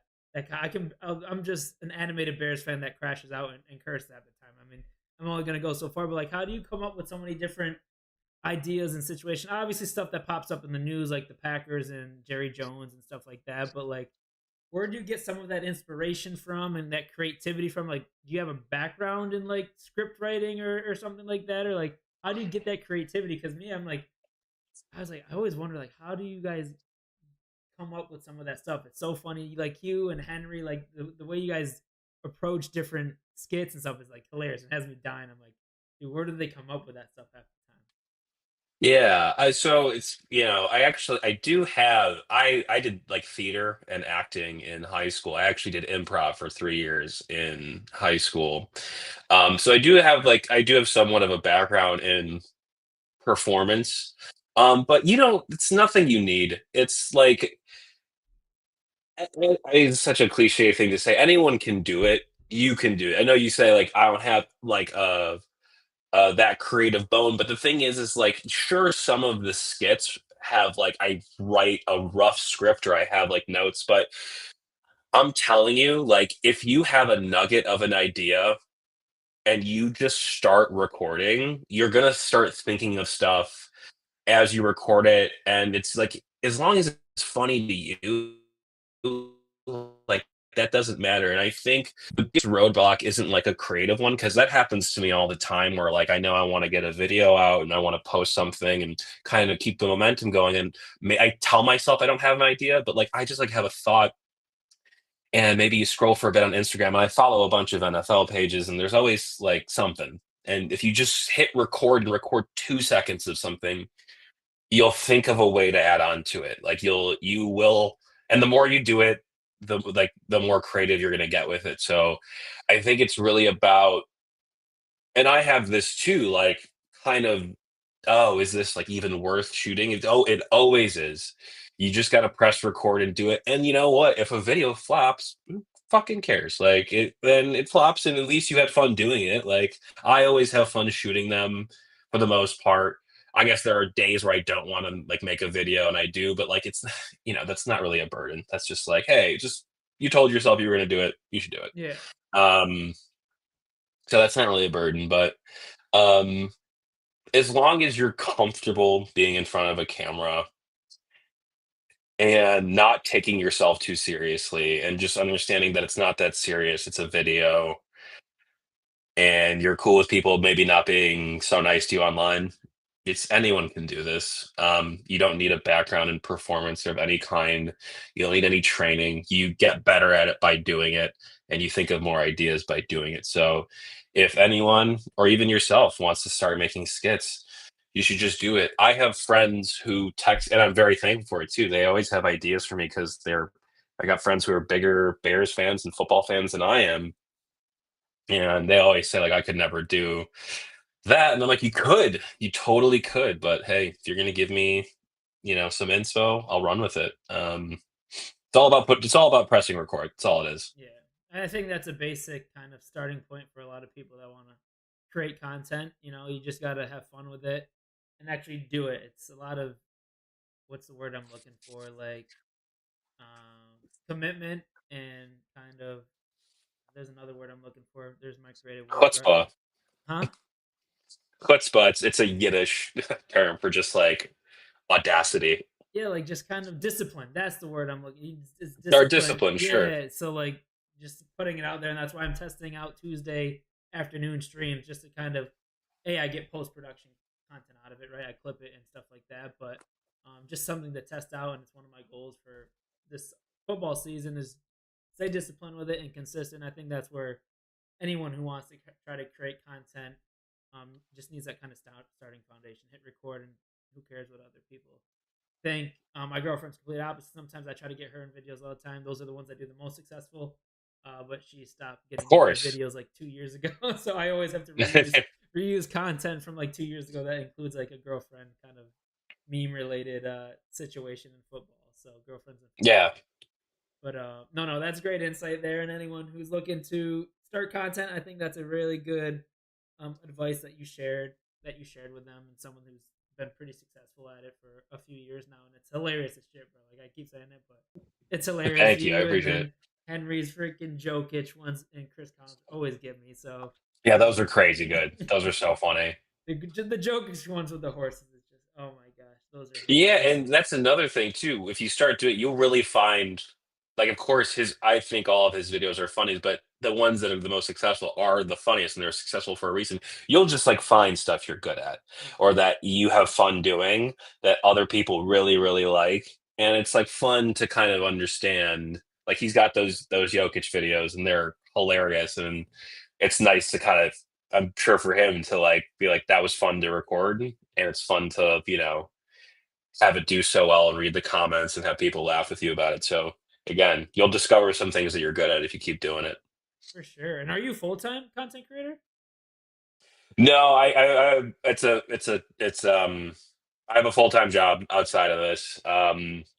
So this is sort of a side thing. But it's been great, and I treat it like a second job as long as it doesn't interfere with the first one, because I like my job.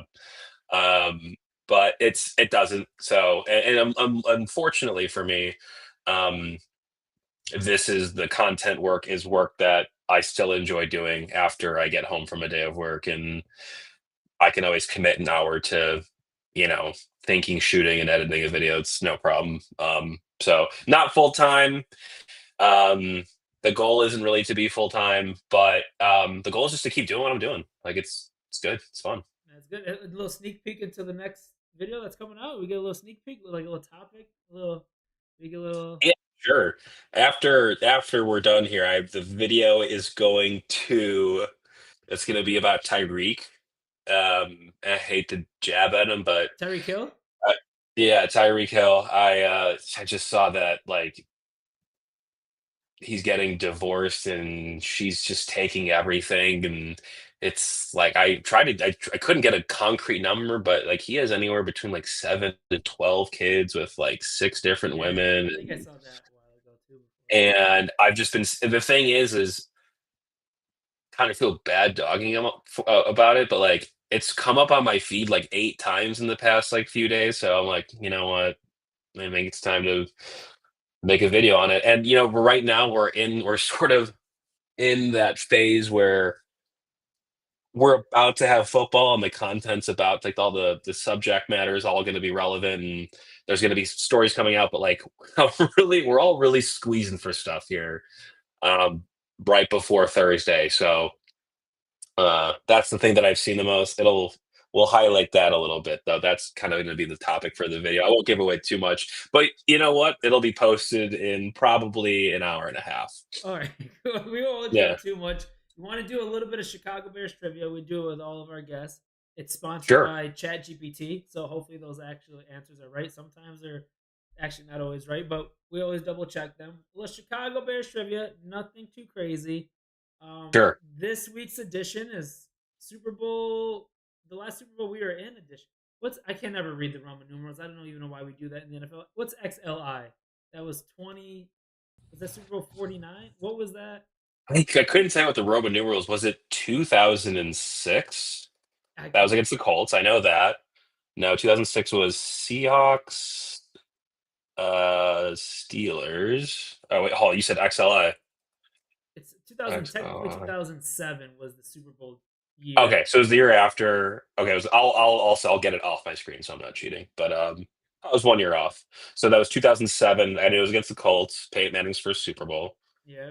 But what is the Um, Super Bowl number? Is it 49? I was always just the Roman numerals. oh, that was the question. No, no, no, no. That's not the trivia question. That's me trying to ask you. Oh, it is 41. Super Bowl 41. All right. So there's a So L couple. minus X, 50 minus 10, and then you add the 1. Is that what X is? X is 20, right? Yeah, so if you put, I know that, so X is 10, L is 50. If you have a smaller number in front of a bigger number, you subtract the smaller number from the bigger number. So 10, 50, subtract 10 from 50, 40, and then there's a 1 after, XLI, 41. Why the NFL has such huge. That's crazy. All I don't know, yeah. right. All right. So there's a few questions from Super Bowl 40. Okay. Sure, go ahead. Question number one, courtesy of our sponsors, ChatGPT. Who is the Bears' leading receiver in Super Bowl 41? Oh my God. How old are you? Who was the Bears? You would remember some of this stuff, right? Yeah, well, I watched. I remember watching the game. I wasn't really into football. I don't even. I know Rex Grossman was our quarterback. I want to say like I'm trying to think of receivers that we had then. Like I can only think of like Johnny Knox. Um, that would be my guess. I don't even know if he was on the team then. That's my guess though. I have no idea. Now, Johnny Knox came on the team a couple years later. Wasn't Johnny Okay, Knox? I'll give you a hint. It was a tight. sure. It was a tight end. It was a tight end. Couldn't even tell you. Couldn't even tell you. I don't even have a guess. Desmond Clark, number 88. If that name rings a bell. Wouldn't have gotten it. Good to No, know though. no worries, no worries. Yeah, Bears legend Desmond Clark. He was our leading receiver in that Super Bowl. He had 6 receptions and 64 yards. I know the rain. There was some rain, Whereas, but that's not gonna win a Super Bowl if that's your leading receiver. right, right. Who? Another. Of course, it was a tight end too. Yeah, I know, and it was. I think Greg Olson came the year after, so it wasn't even like so Gotcha. good. Desmond Clark, it was some fun years watching him as a kid, but just kind of sad thinking about it now. Another question, Bears trivia question. Actually, this was not so much Bears, but they were playing at that Super Bowl. Who performed at halftime of that Super Bowl? Oh God. I don't know why the first thing I thought of was like In Sync, but I have no idea who performed. What? We'll give it. What's a hint? Have a hint? I'm thinking of a hint that Yeah, yeah.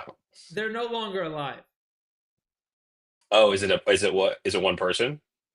So Michael Jackson? That was two hints, I guess. No, not Michael Jackson. Kind of in the you're in the ballpark. I want to say similar genre. Similar genre. I So don't like pop I don't know how much or into pop culture you are in music and that kind of stuff, but you're kind of in the trying to ballpark. think. Legend. 2007. 2007. No longer alive. Kind of ironic that one of his biggest hits was being sang while it had the weather conditions that it had. I don't know So if you something know about that. sunshine. Something about No, it was pouring rain uh, that game. right, but it was like coincidental or like it's ironic that his or this person's hit single. Um, I don't know. Uh, The Prince, Purple Rain. Prince. Oh, Purple Rain. Yeah, I was Gotcha. trying. I was trying there. Gotcha. Maybe I Gotcha. confused Okay, you cool. more. No, no, no. You're um, good. You're good. This is all good information. Sorry, there's another one related to the Super Bowl. We just kind of copy and pasted straight from No, no, no. the Go same ahead. prompt there. Who scored the Bears' only offensive touchdown in that Super Bowl? Well, I know the opening kick was Devin Hester. That's special teams. Was it so Desmond Clark didn't have a touchdown. No, because I gave you those So stats. was it the running back? Might have been Cedric Benson, so it could have been him, or I don't even know if he's on the team then. No, he was. It was Um, Cedric Benson and Thomas Jones. You're in the same era. You're thinking the same era. yeah, Rex could have ran one in. I don't think he did that. Let's go with Cedric Benson. No, it was Mushin Muhammad. If you remember Mushin Muhammad, Oh was yeah, I only because he's one of those guys with you just remember guys with silly names, yeah. whether they're on your team or not. But interesting, nice. That first quarter What was the was. score of that game? I would have to look it Did up. we have two here? But the first I quarter see. was really good for the Bears. We had the opening kickoff, and then we had like an interception, and then the offense scored a couple touchdowns. Then it went to hell right shortly after the So first quarter. 29-17. So the Devin Hester touchdown and the Muhammad touchdown, and then just a field goal. So that makes sense. Yeah, Gotcha. that first What quarter. a what a wonderful Super Bowl for Chicago fans. Yeah, that one's rough. That one was rough. Yeah, Last question, not related to the Super Bowl. A couple years later, sure. which Bears defensive back forced 4 fumbles in a single game in 2029? The most in a game in league history since 1991. Peanut? Yeah, Peanut Tillman. There you Sweet. go. It's crazy. I saw that and I was like, imagine having 4 forced fumbles in one game. I would also 2009. have been I would have been really surprised if you that wasn't the correct answer. I was like, I don't know if that's true, but there's no chance that's Kyle anyone else, Fuller. right? Yeah, it was just like again, it would be like someone a name I'd never heard of. I'd be like, oh, well, I would have never guessed that. Makes um, sense though. Good for him. that's all the Bears trivia questions we have. So week one, you're playing. We'll quickly go here now that I have this all set up. Let's see. Can you see this? I've never actually Yeah, I experienced can see it. what it looks Kinda. like on the guest side of things because the OBS, but I could always zoom in here too. No, I can. I mean, it's a little grainy, but I can see it. I can also pull it up on my phone just so I have a reference. Yeah, so you have week one. Here's your team, by the way, too. Let's look at. Oh, here's your starters. You got Baker Mayfield as your starting quarterback. Goat. Jameer Gibbs, that was your first round pick, I'm assuming, with the fifth pick that you said you had. Kyron Williams Mm. is your RB2, who I think was your third round pick because you had to have gotten Nico with your second pick. Yeah, yeah. Kyron was definitely in the third round. Devonta Adams. Keep in mind, chat, this is a 10-team league. I did a lot of outreach and just the whole Instagram filtering DMs things just wasn't on my side, so I couldn't get 2 more creators. So it is a 10-team league, so that's why you'll see some of these teams pretty stacked. Yeah, Um, totally. Devontae Adams, Travis Kelsey, Alvin Kamara on your flex. That's nice. And then your kicker that you're trying to get. Here's your bench: Bo Nix, Jerry Judy, Michael Pittman. So you are playing Clokus. You're playing Clokus, Packers fan. So I'm cheering for you here. I'm not being Right, biased, right. but I am He's got a cheering. solid team. Yeah, we didn't even look at his Patrick Mahomes. I think I think you got him there with the quarterback. If we're doing checks here, James Yep. Cook, that might be a push. That'll be both. Your guy plays Green Bay. His guy plays Baltimore. Um, Henderson, we'll see how that goes. I think that's a split Yeah, backfield to could start. be. Could have. He took him early. Could have been high risk, high reward move. So if it works out for him, I mean, what a pull. Yeah, But yeah, we'll see. I just took him in another league. So I if he saw does well, it kind of works for me elsewhere. But not for this league. I saw people reaching for him in my other. I'm only in one other league. How many leagues are you in? Four.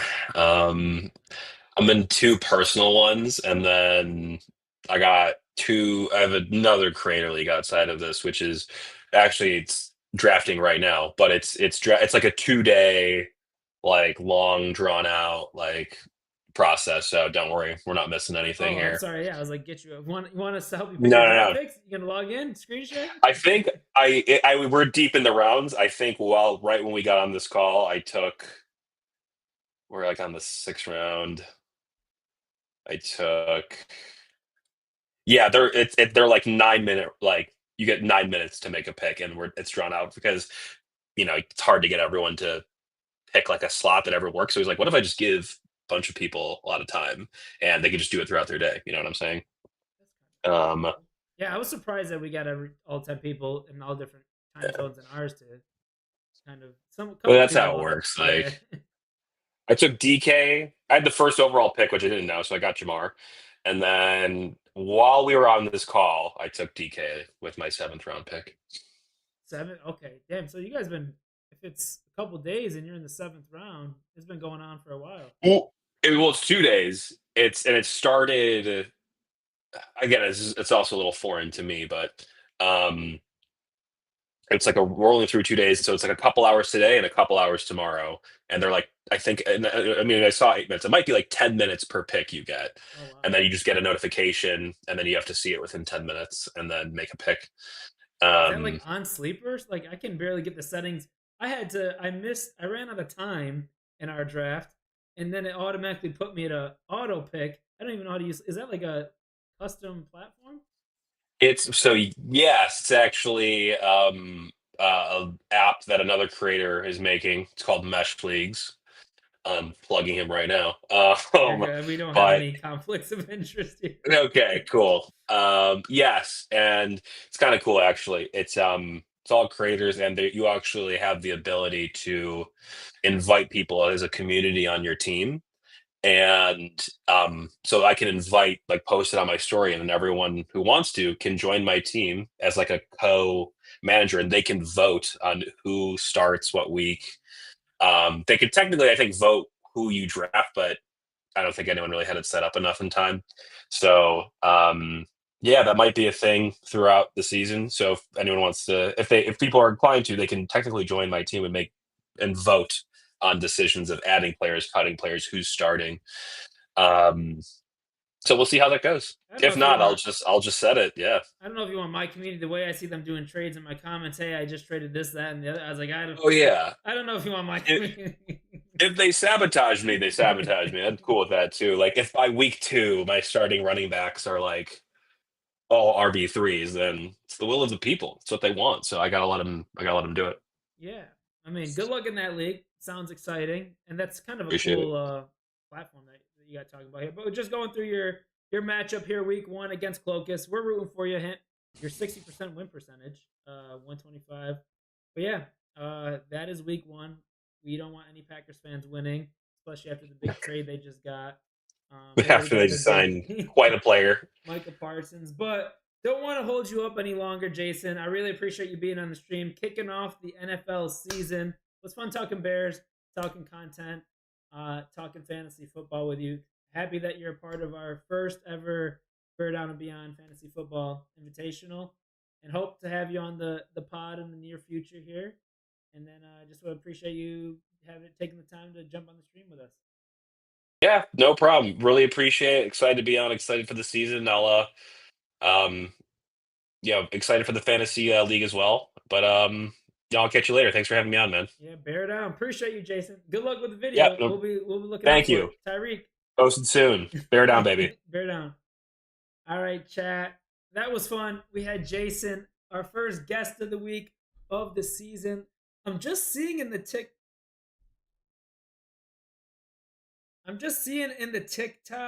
comments now. You can't hear. Did you hear me? I have to change that setting. Let me make a note. TikTok can't hear guest. Sorry about that, chat. I don't know why that happens. Don't know why that happens, but that was super fun talking ball with Jason, talking Bears, talking the fantasy football league. Super fun stuff that we just did with Jason. I'm just kind of regrouping here, chat. What do we got going on? So you guys should be able to hear me again at least.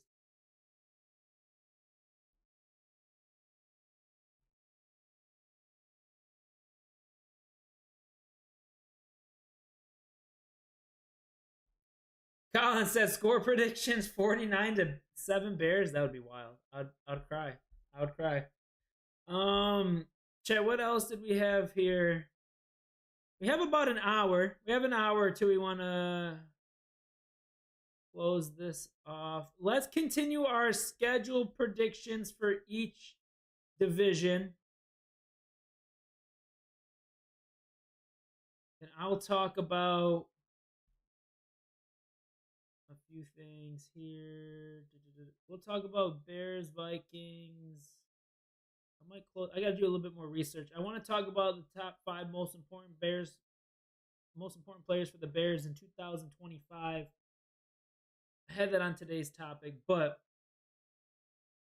I didn't get a chance to fully map that out. We did this.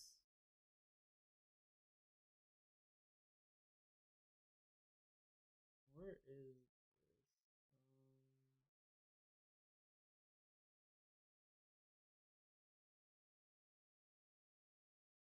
Let's see here, Chess. Let's continue the schedule predictions. We'll talk about the Bears Vikings week 1.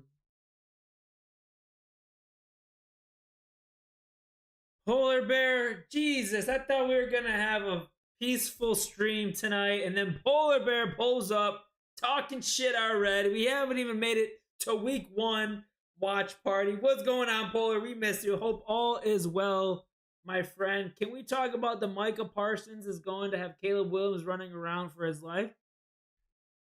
You're not lying. He's going to run right through Braxton Jones, and we're going to be cooked. I'm just hoping Ben Johnson can put 3 tight ends on that opposite side and make sure they just gang up on Micah Parsons. And hopefully we can run away from, is it Rashawn Gary, your other pass rusher there? That's pretty good.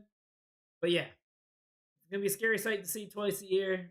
Not happy about it. But you guys are cooked in the cap space. So after this year, what players are going to sign. You guys probably might not be able to stop the run. Lost your best nose tackle run stopper. So there's pros and cons. We'll see. Who do you guys play week 1? I forgot who you guys play week 1. Is it an NFC South team? Or is it NFC East team? Who do you guys play? I forgot. Let's do our schedule prediction. Damn, I need to go tanning. I'm well. Hope you are doing well. We are good, Polar. We're happy to have you back. Football season is the Lions. I think I got the Packers winning that game. Just because I think the Lions are going to start off slow with their new coaches.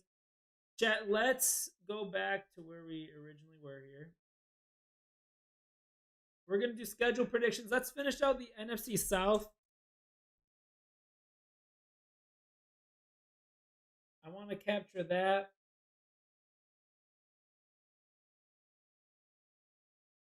NFC South.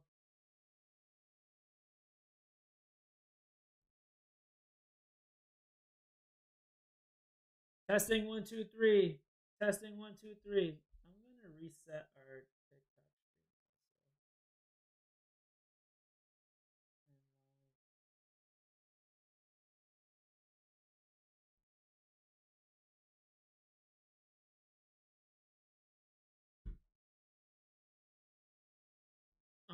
Chat. All right. Let's power through some division. We have the Atlanta Falcons here. Now we need to do the New Orleans Saints, chat. We need to talk about the New Orleans Saints.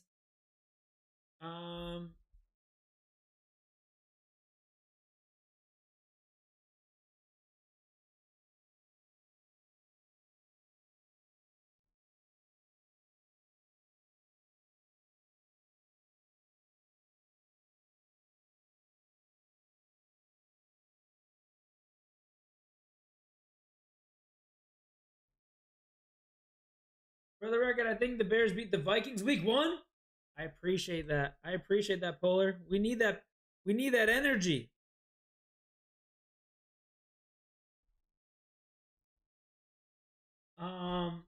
Let's do some schedule predictions here, chat.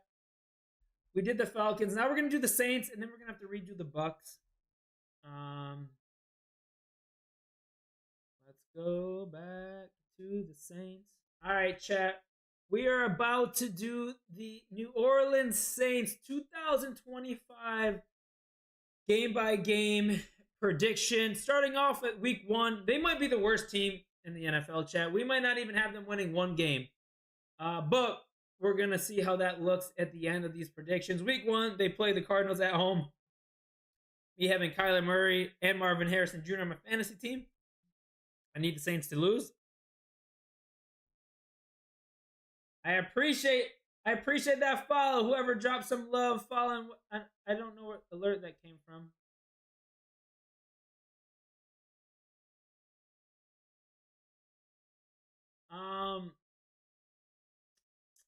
Week 2, playing the San Francisco 49ers. 49ers are winning that game. Week 3, they play the Seattle Seahawks on the road. That's an L. Week 4, they play the Buffalo Bills on the road. That's another L. Week 5, they play the Giants at home. Oh, no.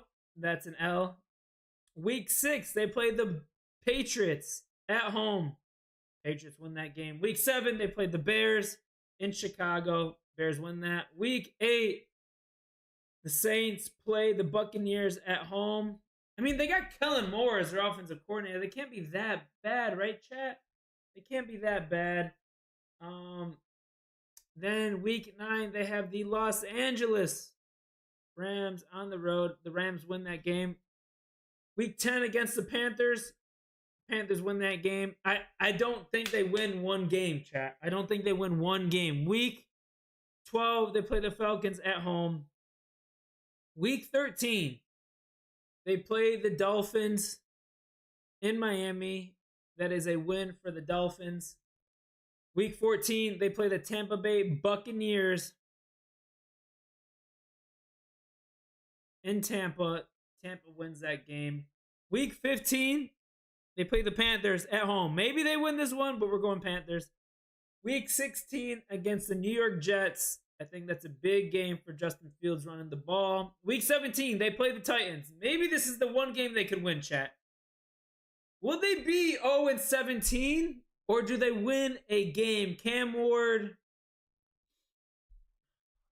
They can't be that bad, chat. We got the Titans. Oh, no. Week 18, chat. Week 18, they play the Falcons in Mercedes-Benz. Oh, no, chat. I could see Saints going 10-7, Daniel. There's no shot, brother. There's no shot. McCarthy is still an unknown at QB with missing last season and having no start. Yeah, that's the biggest question mark for the Vikings right now, Polar. That is the biggest question mark. We got the Saints going 0-17, chat. I have no I can't explain them winning any of these games, maybe that they play competitive against the Giants, the Panthers, the Titans, and the Jets. But I have them going 0-17. Is this the next team to go 0-17 in NFL history? Put your thoughts in the comments. Was I too harsh on the Saints? Do you have them winning any games this year? I want to know in the comments, chat. We got them going 0-17.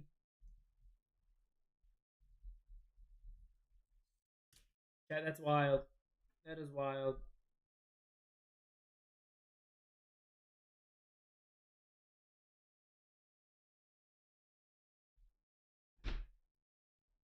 The backup quarterback could lead them to the playoffs. In my opinion. What? That is crazy. We'll see, man. We'll see. Maybe I'm just not that high in the Saints, and I need to be. All right, chat. We're gonna do the Tampa Bay Buccaneers to close out the NFC South here. We're gonna do the Tampa Bay Buccaneers record prediction.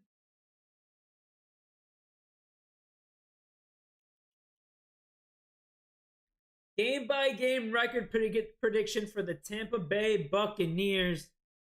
Week 1.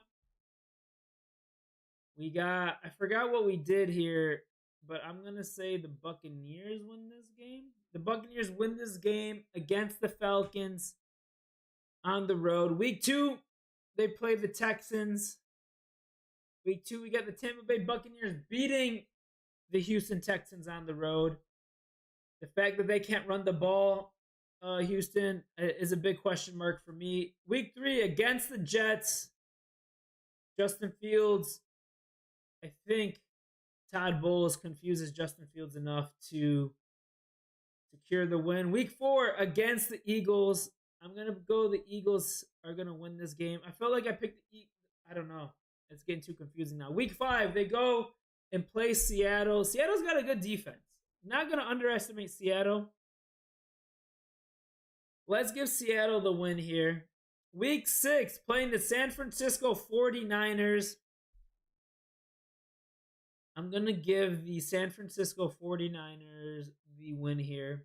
Week 7, playing the Detroit Lions on the road. The Detroit Lions win this game. Week 8, playing the Saints. Easy dub. Week 10, playing the New England Patriots. I think the Buccaneers get this win. Week 11, playing the Buffalo Bills in Buffalo. We're giving that win to Buffalo. Week 12, playing the Los Angeles Rams on the road. We're going to give that one to the Rams. Week 13, Kyler Murray and company come to Tampa Bay. We'll give the Bucs that win. Week 14, they play the Saints at home. That's an easy win. Week 15, Atlanta Falcons. Do they sweep the Falcons, chat? Do they sweep the Falcons? Let's say they sweep the Falcons. Week 16, the Carolina Panthers win this one. Week 17, is Tua healthy? Is Tyreek still there?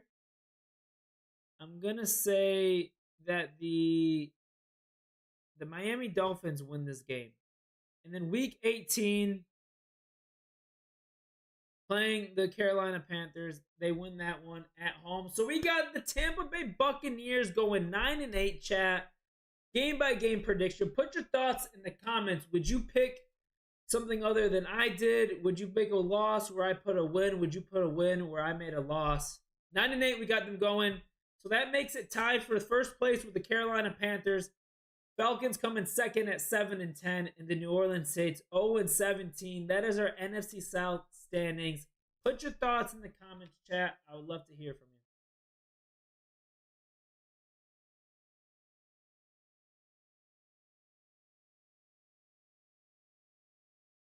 Luke, do you think Jerry Jeudy, top 7 wide receiver? Top 7, brother? Absolutely not. Marcus, start week 1. Egbuka, Marcus. Egbuka. Smitty, Ricky, or Henderson flex this week? Like Devontae Smith playing the Cowboys, Ricky Pearsall. Who do they play, bro? The Saints might squeak out 3 wins this season. Yeah, if they're lucky, Polar. Oh, Polar and Colin going at it in the Red App chat. First off, JJ's the best quarterback in the and JJ has the best wide receiver in the league. He does have the best wide receiver in the league, but he's not the best quarterback on it. I respect with it. I mean, he's the best QB in the league. He hasn't proven himself yet. That's a valid point, Polar. The Saints, yeah, if they're lucky, 3 wins. 49ers play Seahawks. What about Devontae plays the Cowboys? I know that, but who does Henderson play? Yeah, I know Devontae plays the Cowboys. All right, chat. We did the NFC South and the NFC East.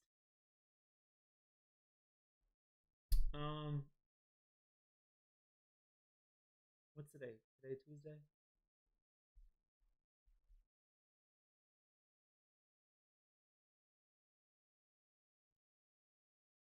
Colin, we know you think JJ is the best team in the NFL, best quarterback in the NFL.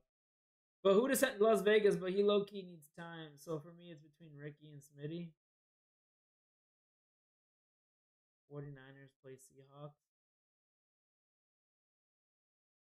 I would maybe go Ricky Pearsall. There's no other healthy wide. It's just Ricky Pearsall and Kittle, right? In CMC. I might get that PPR for you. Yeah, it might be a little early for Henderson too. We don't know that. That's a big question mark. A little risk you're taking. And Devontae, he could have a big game or he could be quiet and like the Eagles just run the ball and throw it out to all their weapons that they have. I'd maybe go Ricky Pearsall. It's in the flex, right? Polar no, we didn't do the pack. We did the NFC North earlier in the season, Polar. It's on the YouTube channel. If you want to go check out our videos, we did the Packers like May or June when the schedule first came out. I'm just catching up here doing the other divisions in the conference. I don't know if I'll go through the AFC by the time I edit and all that kind of stuff. But we'll definitely do the NFC because it's more relatable to the Bears at this point. We're going to do the NFC West. We're going to start with the Los Angeles Rams, I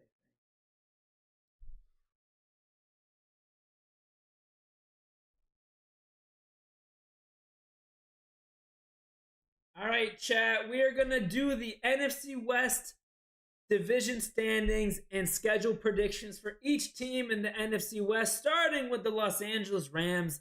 They play the Houston Texans week 1, chat. They play the Houston Texans week 1. I believe the Rams get this W. Week 2, they're on the road playing the Tennessee Titans. Got to give this one to the Rams. Week 3, they play the Philadelphia Eagles. We're going to give this one to the Eagles. Week 4, they play the Colts at home. That's an easy dub. Week 5, they play a division rival, the San Francisco 49ers at home. We're going to give that one to the Rams, assuming Matthew Stafford is still healthy. Week 6, Baltimore Ravens on the road. I think Lamar Jackson, Derrick Henry, and company take that W. Having to travel to the East Coast, not an easy task. Week 7, they play the Jacksonville Jaguars, back-to-back road games. I think the Jaguars take this one, chat. The Jaguars take this one. Then they get a bye week. They get to rest up, and they're going to dominate the New Orleans Saints. Then they got the San Francisco 49ers on the road. We're going to give that one to the 49ers. Then they play the Seahawks at home.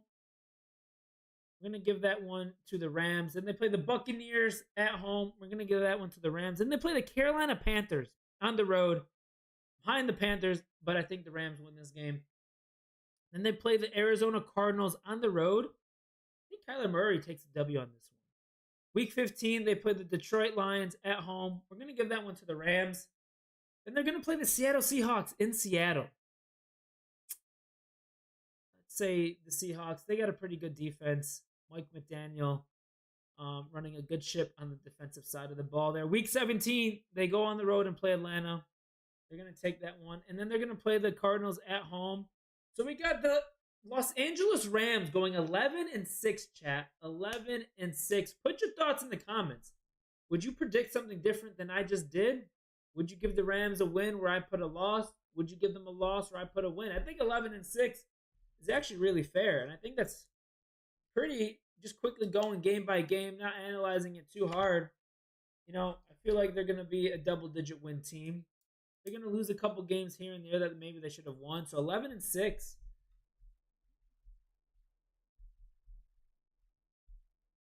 Rams 11-6.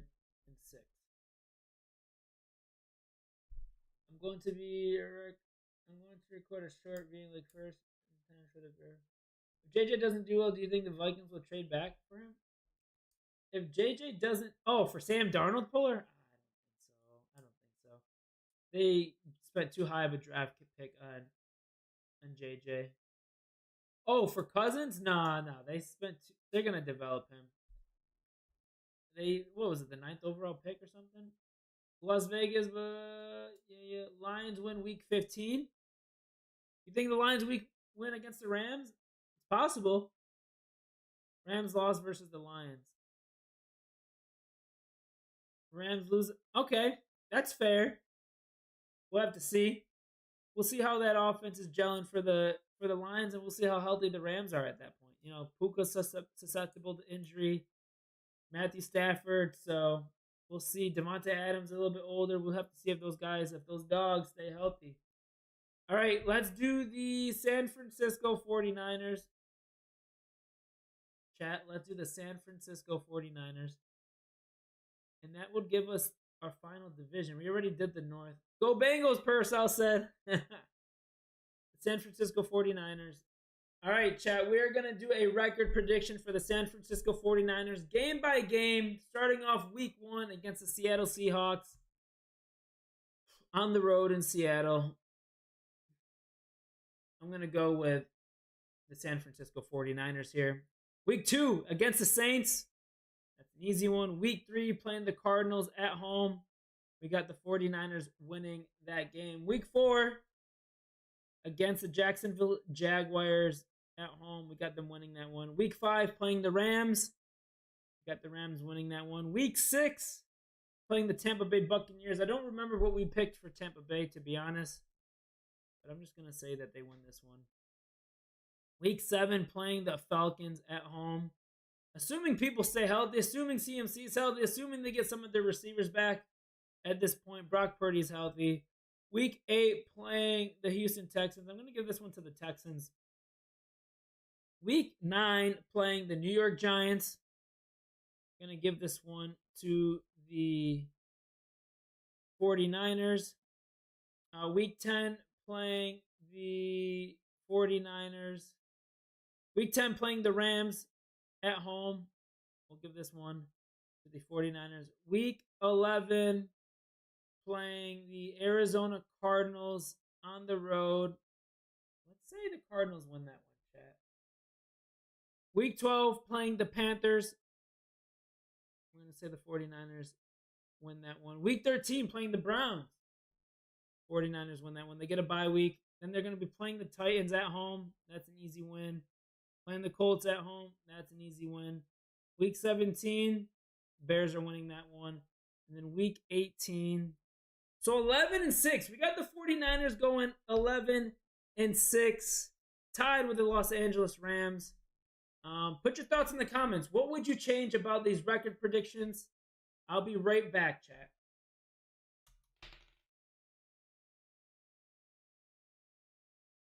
I will be right back, chat. It's game day. Bears versus Commanders, Thursday Night Football. I'm actually going to be at the game today. We bought these tickets back in July. And if you guys are not at the game, just look for me in the TV because I've been scammed. This is a joke. I deserve a refund, specifically from Matt Eberflus. Venmo me so I can be reimbursed and just have some financial stability after wasting my money on this team this season. I love y'all.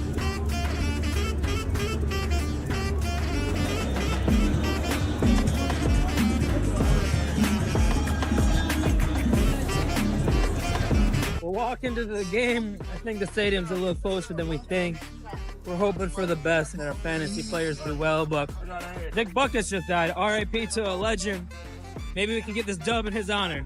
I wouldn't hold our breaths. Bear down. Let's get it, baby.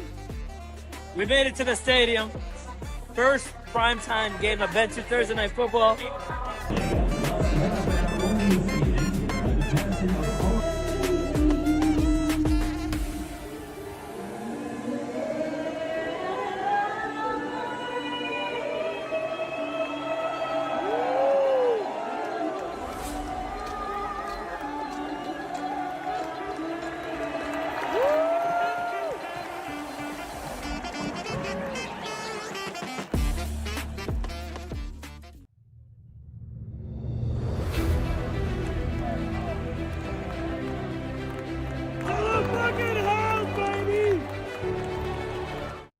Sorry, chat. Accidentally locked the front door, and my girlfriend was trying to get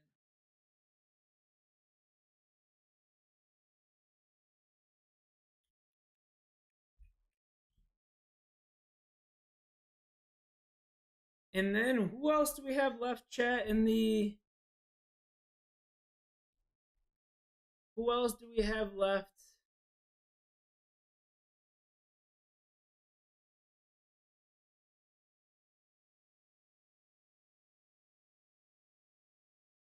We got the 49ers chat at 11-6 also. South, NFC East. Pearsall said the Bengals win the Super Bowl.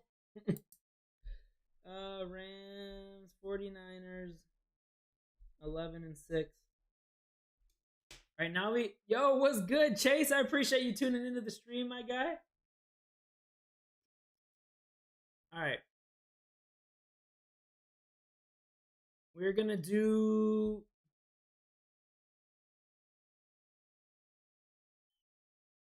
the Seattle Seahawks next, chat. We're doing a game-by-game prediction for the Seattle Seahawks.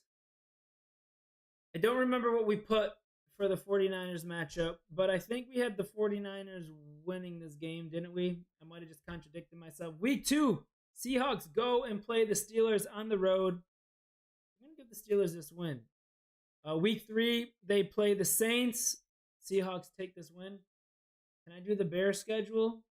We already did the Bears schedule, bro, but we already got them going like 12-4, something like that. Week 4, they play the Cardinals. I'm going to say the Seahawks take this win on the road. Week 5, they play the Buccaneers at home. I think we have the Buccaneers winning this game. Week 6, playing the Jacksonville Jaguars.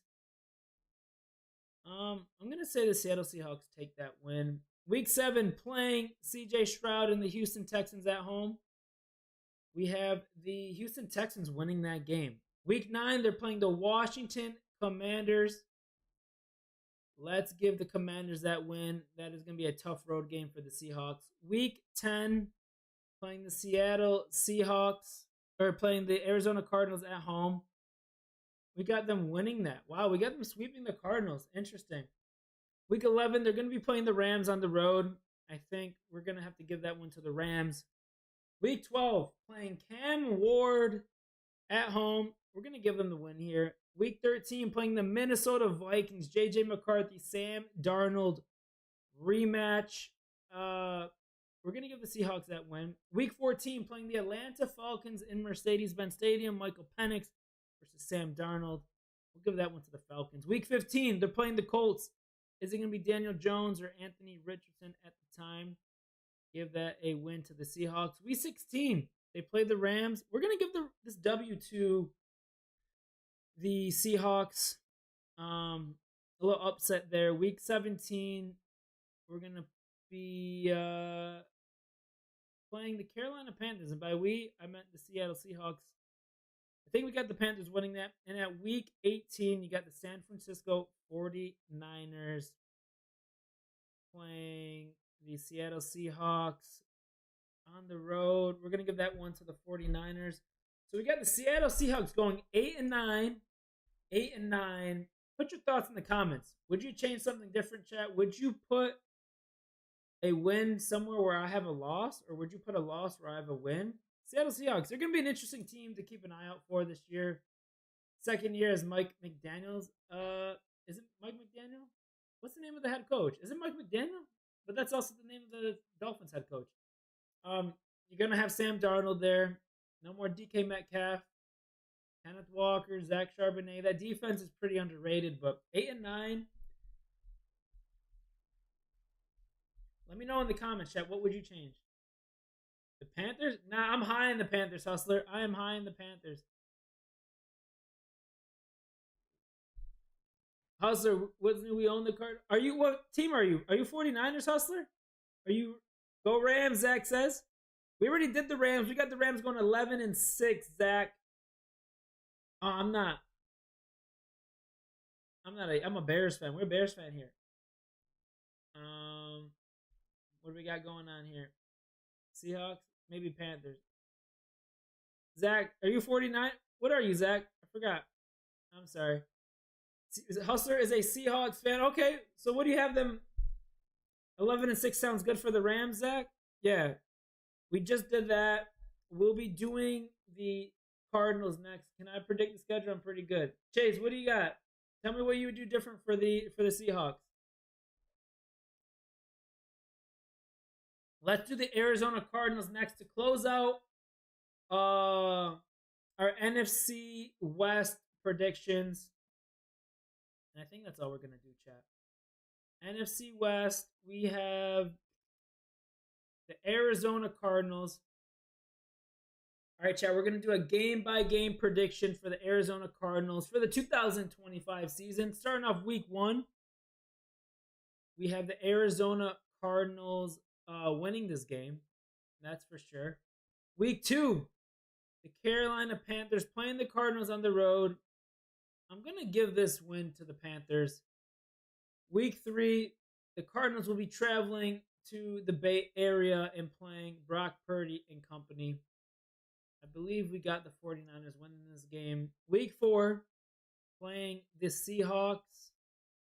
I believe we just predicted the Seahawks to sweep them. This is where it gets tricky. I never remember. Week 5, we got the Cardinals playing the Tennessee Titans. Going to give that win to the Cardinals. Week 6, they'll be playing Daniel Jones or AR. Who knows at that point in time. But we got them winning that game. Week 7, Green Bay comes to Arizona. I'm going to give this win to the Arizona Cardinals. Might be a upset win in Week 7. Week 9, the Cardinals are going to be going to Dallas. I'm going to give this win to Dallas. I know they don't have a Micah Parsons, but could be a little offensive shootout. And I like Dallas Cowboys offense over the Cardinals. Week 10, Cardinals versus the Seahawks. I believe we picked the Seahawks to sweep the Cardinals, if I remember that correctly. Week 11, we got the Arizona Cardinals playing the San Francisco 49ers. This is where I don't remember where I picked for the 49ers. So we might be contradicting ourselves. You guys can comment and troll me in the comments on that one. But I'm going to give this one to the Arizona Cardinals. Week 12, Trevor Lawrence, Liam Cohen traveling to Arizona. Let's say they win that one. Week 13, they're playing the Tampa Bay Buccaneers on the road. Give that one to the Bucs. Week 14, the Los Angeles Rams are going to be beating the Arizona Cardinals on the road.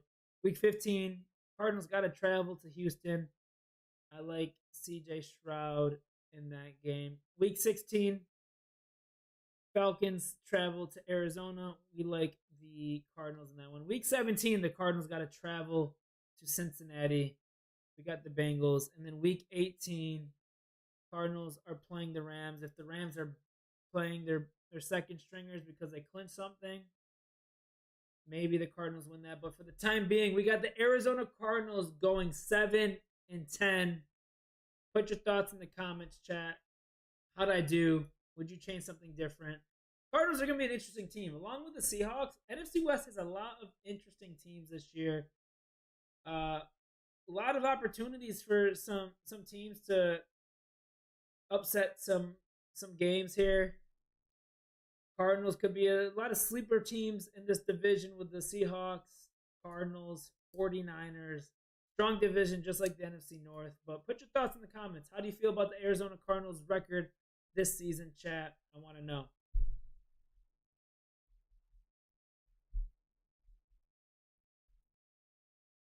Oh, Zach's a Rams fan. Yep. I feel like they would beat the Falcons. The Cardinals? Cardinals beating the Falcons? I think we have that on there. I think Green Bay wins. You think Green Bay beats? Yeah, I just kind of put a little bit of a sleeper pick. Little bit.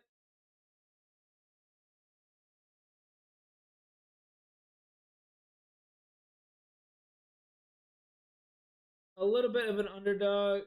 I think Green Bay wins.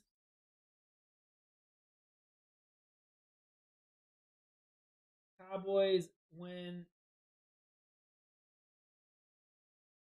I got the Cowboys winning in that. Chad, don't forget to hit that like button on whatever platform you are watching on. No, you're good, Zach. You're good. Keep going. What would you do different? I'm all here for it. Cardinals are gonna be like a toss-up. You never know what's really gonna happen with them. So it's kind of good to hear different perspectives for sure.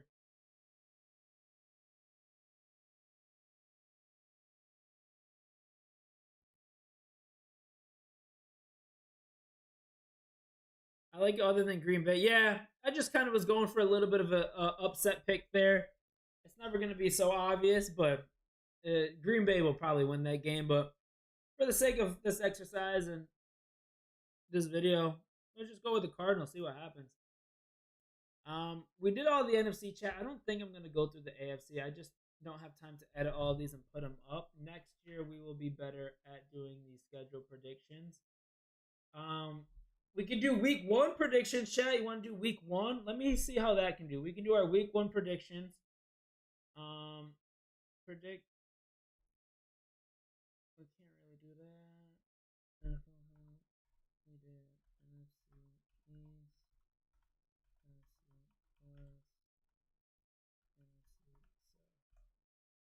South. I'm just going through my agenda here, chat. We have about 30 minutes or so left before we end today's stream. We have our Sweat the Bet live stream, chat. We will have our Sweat the Bet live stream this Thursday, Eagles versus Cowboys. So that will be super fun. Essentially, our Sweat the Bet is I put a high wager bet in the game. You can either tell or fade me. If you guys are looking to follow all my bets, you can follow my bets on the Pick'It app. Pick'It is a really cool app, free to use, free to sign up. Just use my code DUBBEARS at sign up. If you're watching on the red, purple, or green app, you can type an exclamation point Pick'It, and it'll give you a link directly to follow my page. Pick'It is like the sports betting platform where you can follow other people's bets. You can track your own bets. You sync all of your sports books. So the minute I put in a bet, you can see it in real time. And you can tell or fade me. But Thursdays is our Sweat the Bet live streams where I put a high wager bet in the game. We got Cowboys versus Eagles. I'm already eyeing a couple bets. I'll probably be placing those bets tomorrow.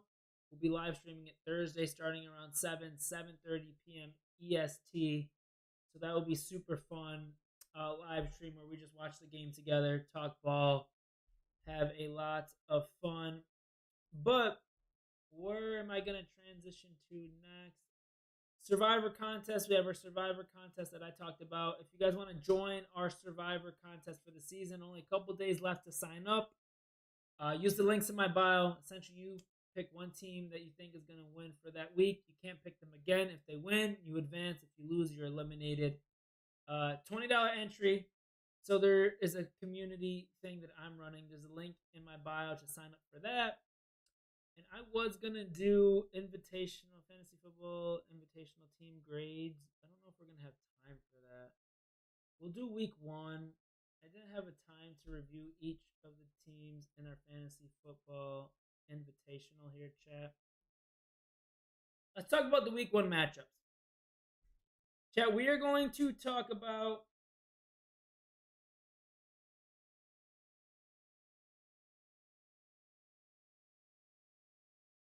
Chat, let's talk about our Bear Down and Beyond Fantasy Football Invitational Week 1.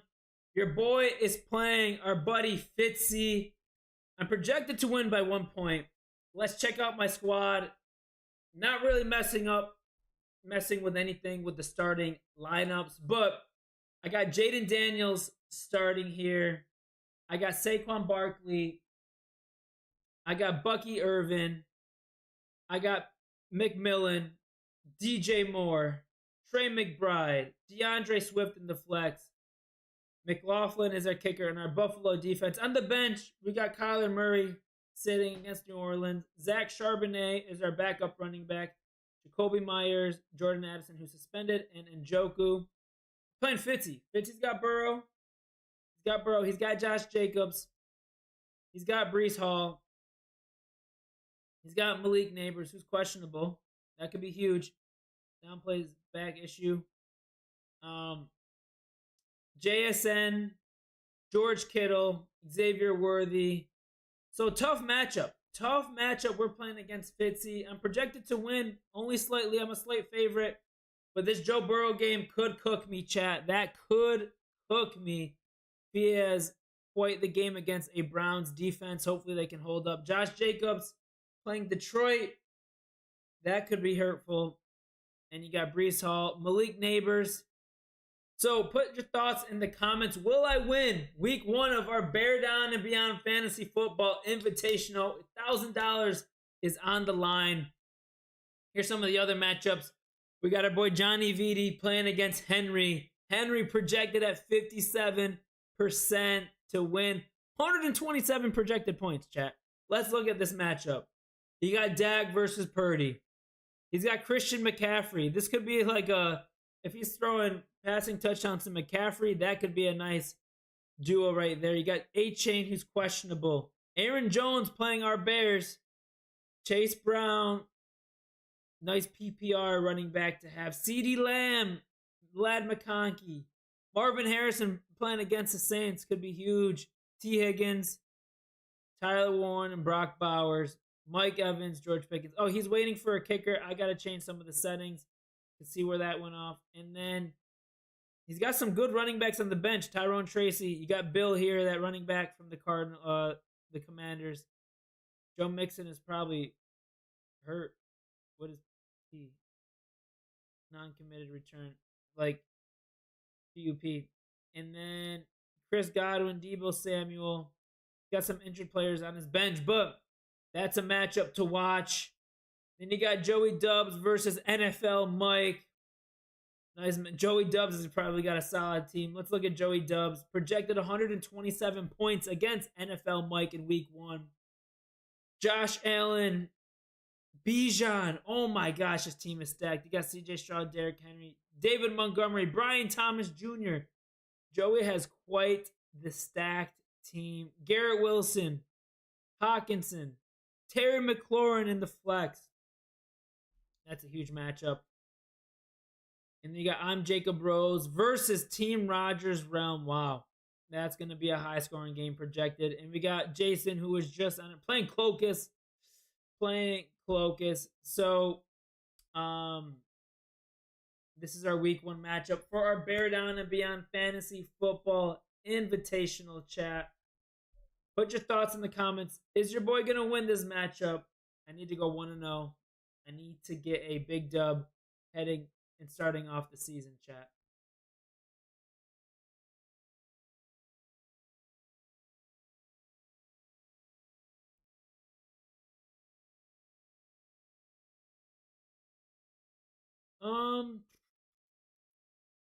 Did most of that stuff.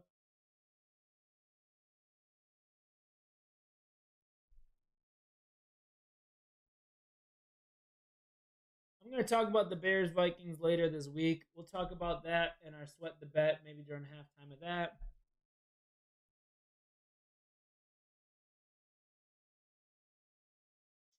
We'll talk about, let's do a week 1 predictions and we'll call it a day after that. If I can get week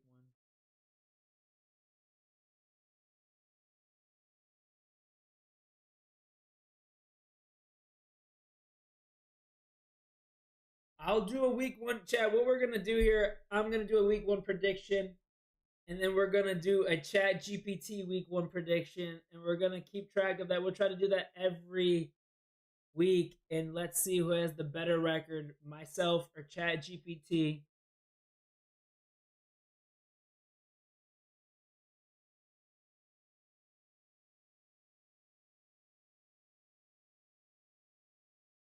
Yeah, I want to talk about some bear stuff later on in the week. Wasn't We ran out of time today. Lots of stuff to edit. However,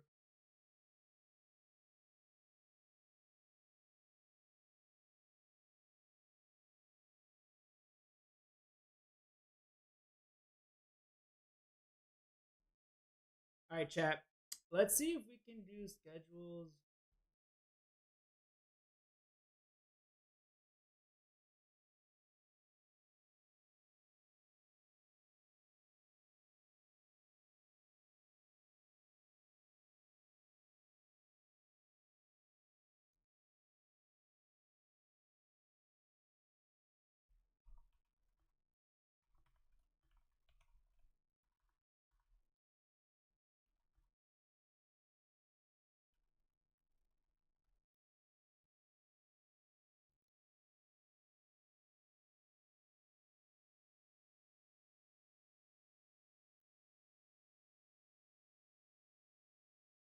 I wonder.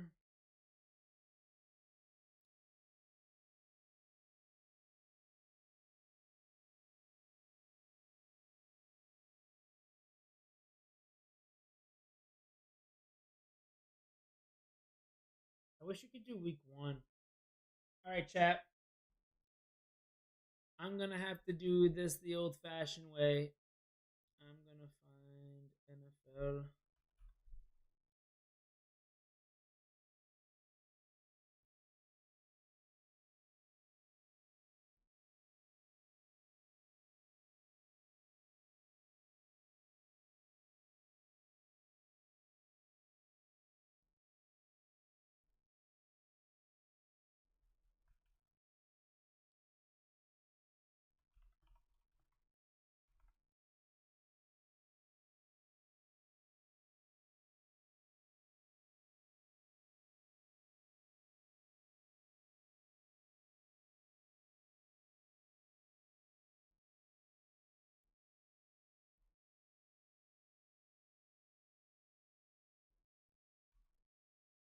Sorry, chat. Yo, eat up. Vikings are winning week one. Skull. Never that, bro. Never that. I appreciate you tuning into the stream, though, my guy. Yo, Andre, what is good? Bear down the goat. I appreciate you tuning into the stream, brother. Hey, I appreciate everyone tuning into the stream today. We're just gonna do our final topic for today. I got a lot of stuff to edit and go through, but we're gonna do week one schedule prediction. Like we're gonna go through week one, pick game by game, and then we're gonna have Chad GPT do it, and we're gonna see who has the better record, and we're gonna do this throughout the whole course of the season, um, and see what happens, see what fun we can have with it. So let's do NFL week one schedule. So I'm trying to find like a graphic that I can easily kind of. What the heck? What the heck, Critter?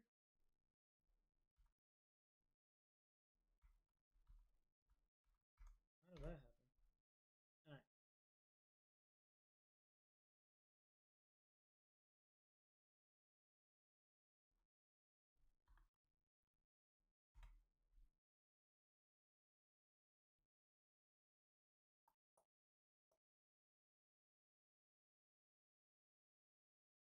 So this is what we're looking for. Screen share.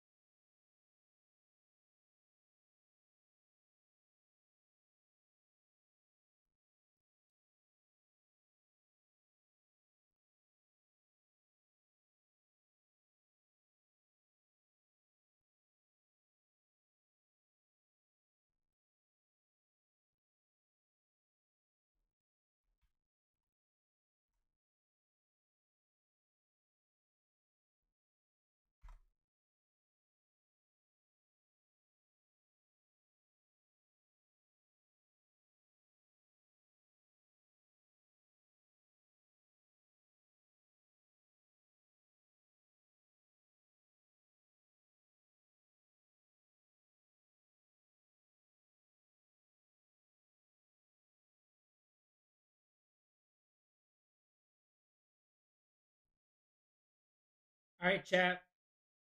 We are going to do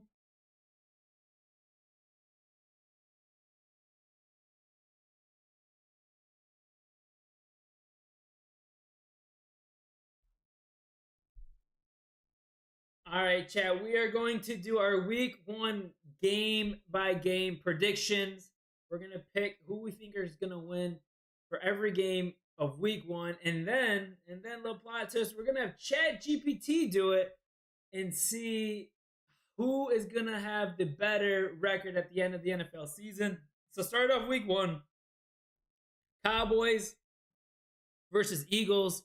We're going to the Philadelphia Eagles winning this game. No Michael Parsons. Eagles are playing at home. Eagles get the dub. Then Kansas City Chiefs playing the Los Angeles Chargers Friday night in Brazil. We're gonna go with the Chiefs winning this game. Gonna go with the Chiefs. And then heading back to the land of the USA, Raiders versus Patriots.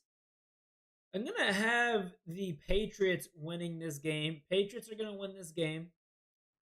And then we got Steelers versus Jets. A little Justin Fields rematch. Aaron Rodgers rematch. It's kind of a cool storyline to this game. I'm going to go with the New York Jets winning this game. A little upset there. Aaron Glenn, Justin Fields are going to be running the ball a lot. Then we're going to have the Miami Dolphins versus the Indianapolis Colts. Going to go with the Dolphins here, winning this game on the road. And then Saints, Cardinals, got the Cardinals blowing up this game. High scoring game. They're going to get that W. Then the New York Giants playing the Washington Commanders. Commanders get this win easily. And then we have the Carolina Panthers playing the Jacksonville Jaguars. I have the Carolina Panthers winning this game on the road. You got the Bengals versus the Browns. Usually the Bengals start off slow every season, but we're going to give them the win this week. You got the Buccaneers playing the Falcons. You got the Buccaneers winning this game on the road. You got the Titans versus the Broncos. You got the Broncos winning this game at home. 49ers versus Seahawks. We have the 49ers winning this game on the road. Lions versus Packers. New head coach, or new offensive coordinator, new defensive coordinator. Micah Parsons, hype effect. We got the Packers winning this game, unfortunately. And you got the Texans on the road against the Los Angeles Rams. We got the Rams winning this game. And then the Baltimore Ravens playing the Buffalo Bills. Last time the Ravens played the Bills in the regular season, the Ravens ran all over them. They still got Derrick Henry. They still got Lamar Jackson. Going with the Baltimore Ravens winning this game on the road. And then Monday Night Football, Bears, Vikings. We got the Bears winning this game, chat. So let's see how that looks and compare it to Chat GPT. I'm about to put that in here shortly. Let me see how I can get this set up for us.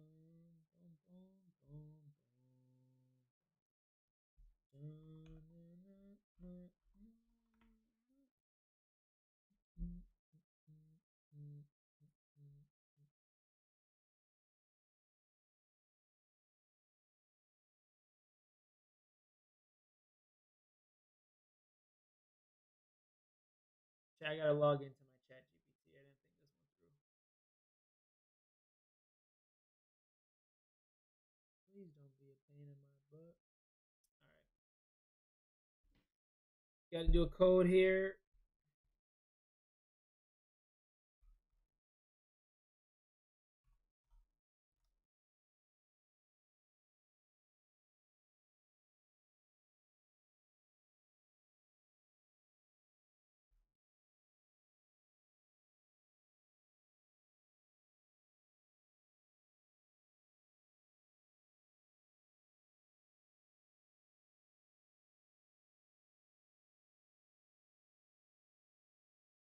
All right, chat. We're gonna ask Chat GPT. We're going to ask ChatGPT to predict the week 1 schedule and compare it to our results and see who is the winner after week 1. And then it's going to be a season-long competition, something I want to try out. So predict the every game of the NFL week 1. Predict every game of NFL week 1. Predict every game of NFL of the 2025 NFL week 1.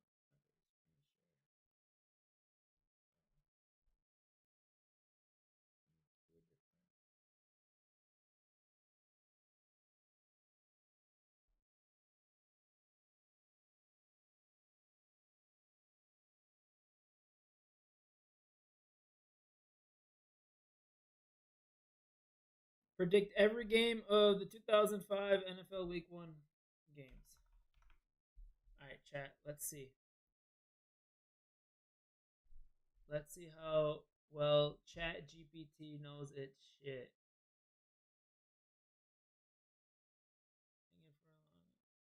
Thinking longer for a better answer. Is it gonna give me like a synopsis? I don't want the whole synopsis, chat.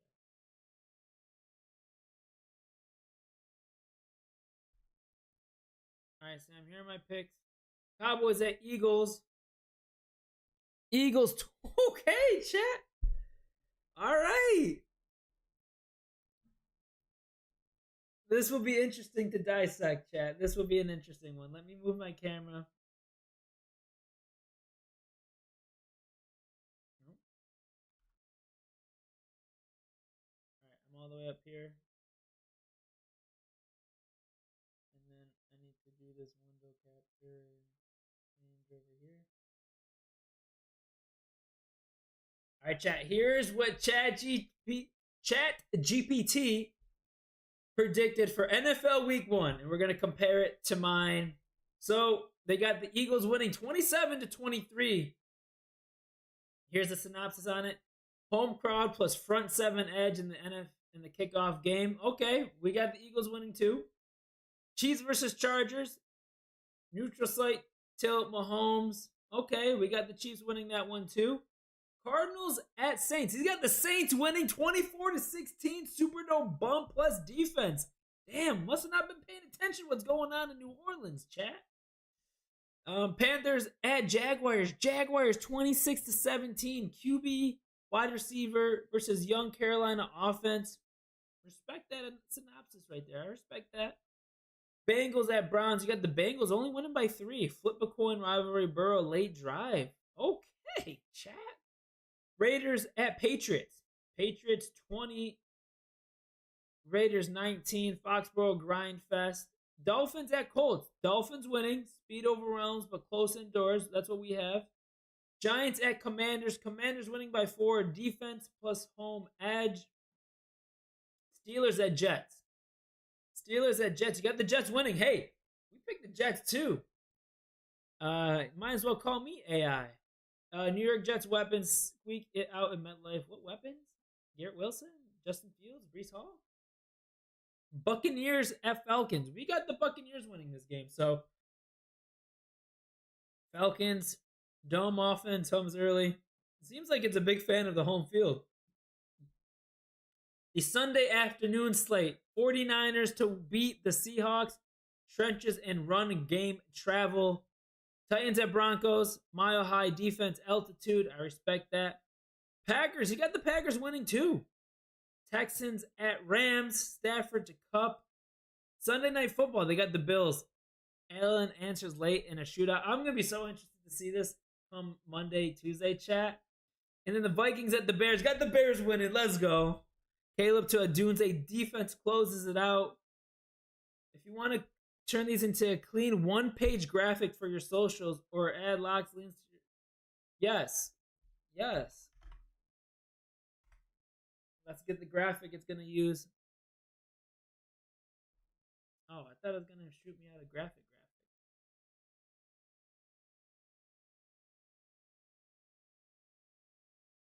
Here's Chat GPT's predictions here, chat. There we go. So we're gonna see who had more games predicted right. Me or Chat GPT. We're gonna do this all season long. Week 1, we'll see who's the winner. But chat, I think that's what we're gonna call a day here today.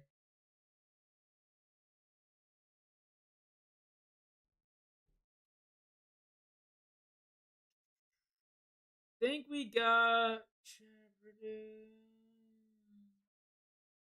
going through my agenda. We didn't hit everything I wanted to hit today, chat, but 3 hours is a long time. Bears news. We'll talk about the Bears stuff come Thursday during our Sweat the Bet live stream. I'll be more prepared for that one. Just a friendly reminder, chat. We have our Sweat the Bet live stream. Cowboys versus Eagles Thursday night football, starting around 7:30 p.m. Stay active on the socials to get a confirmed time on that one.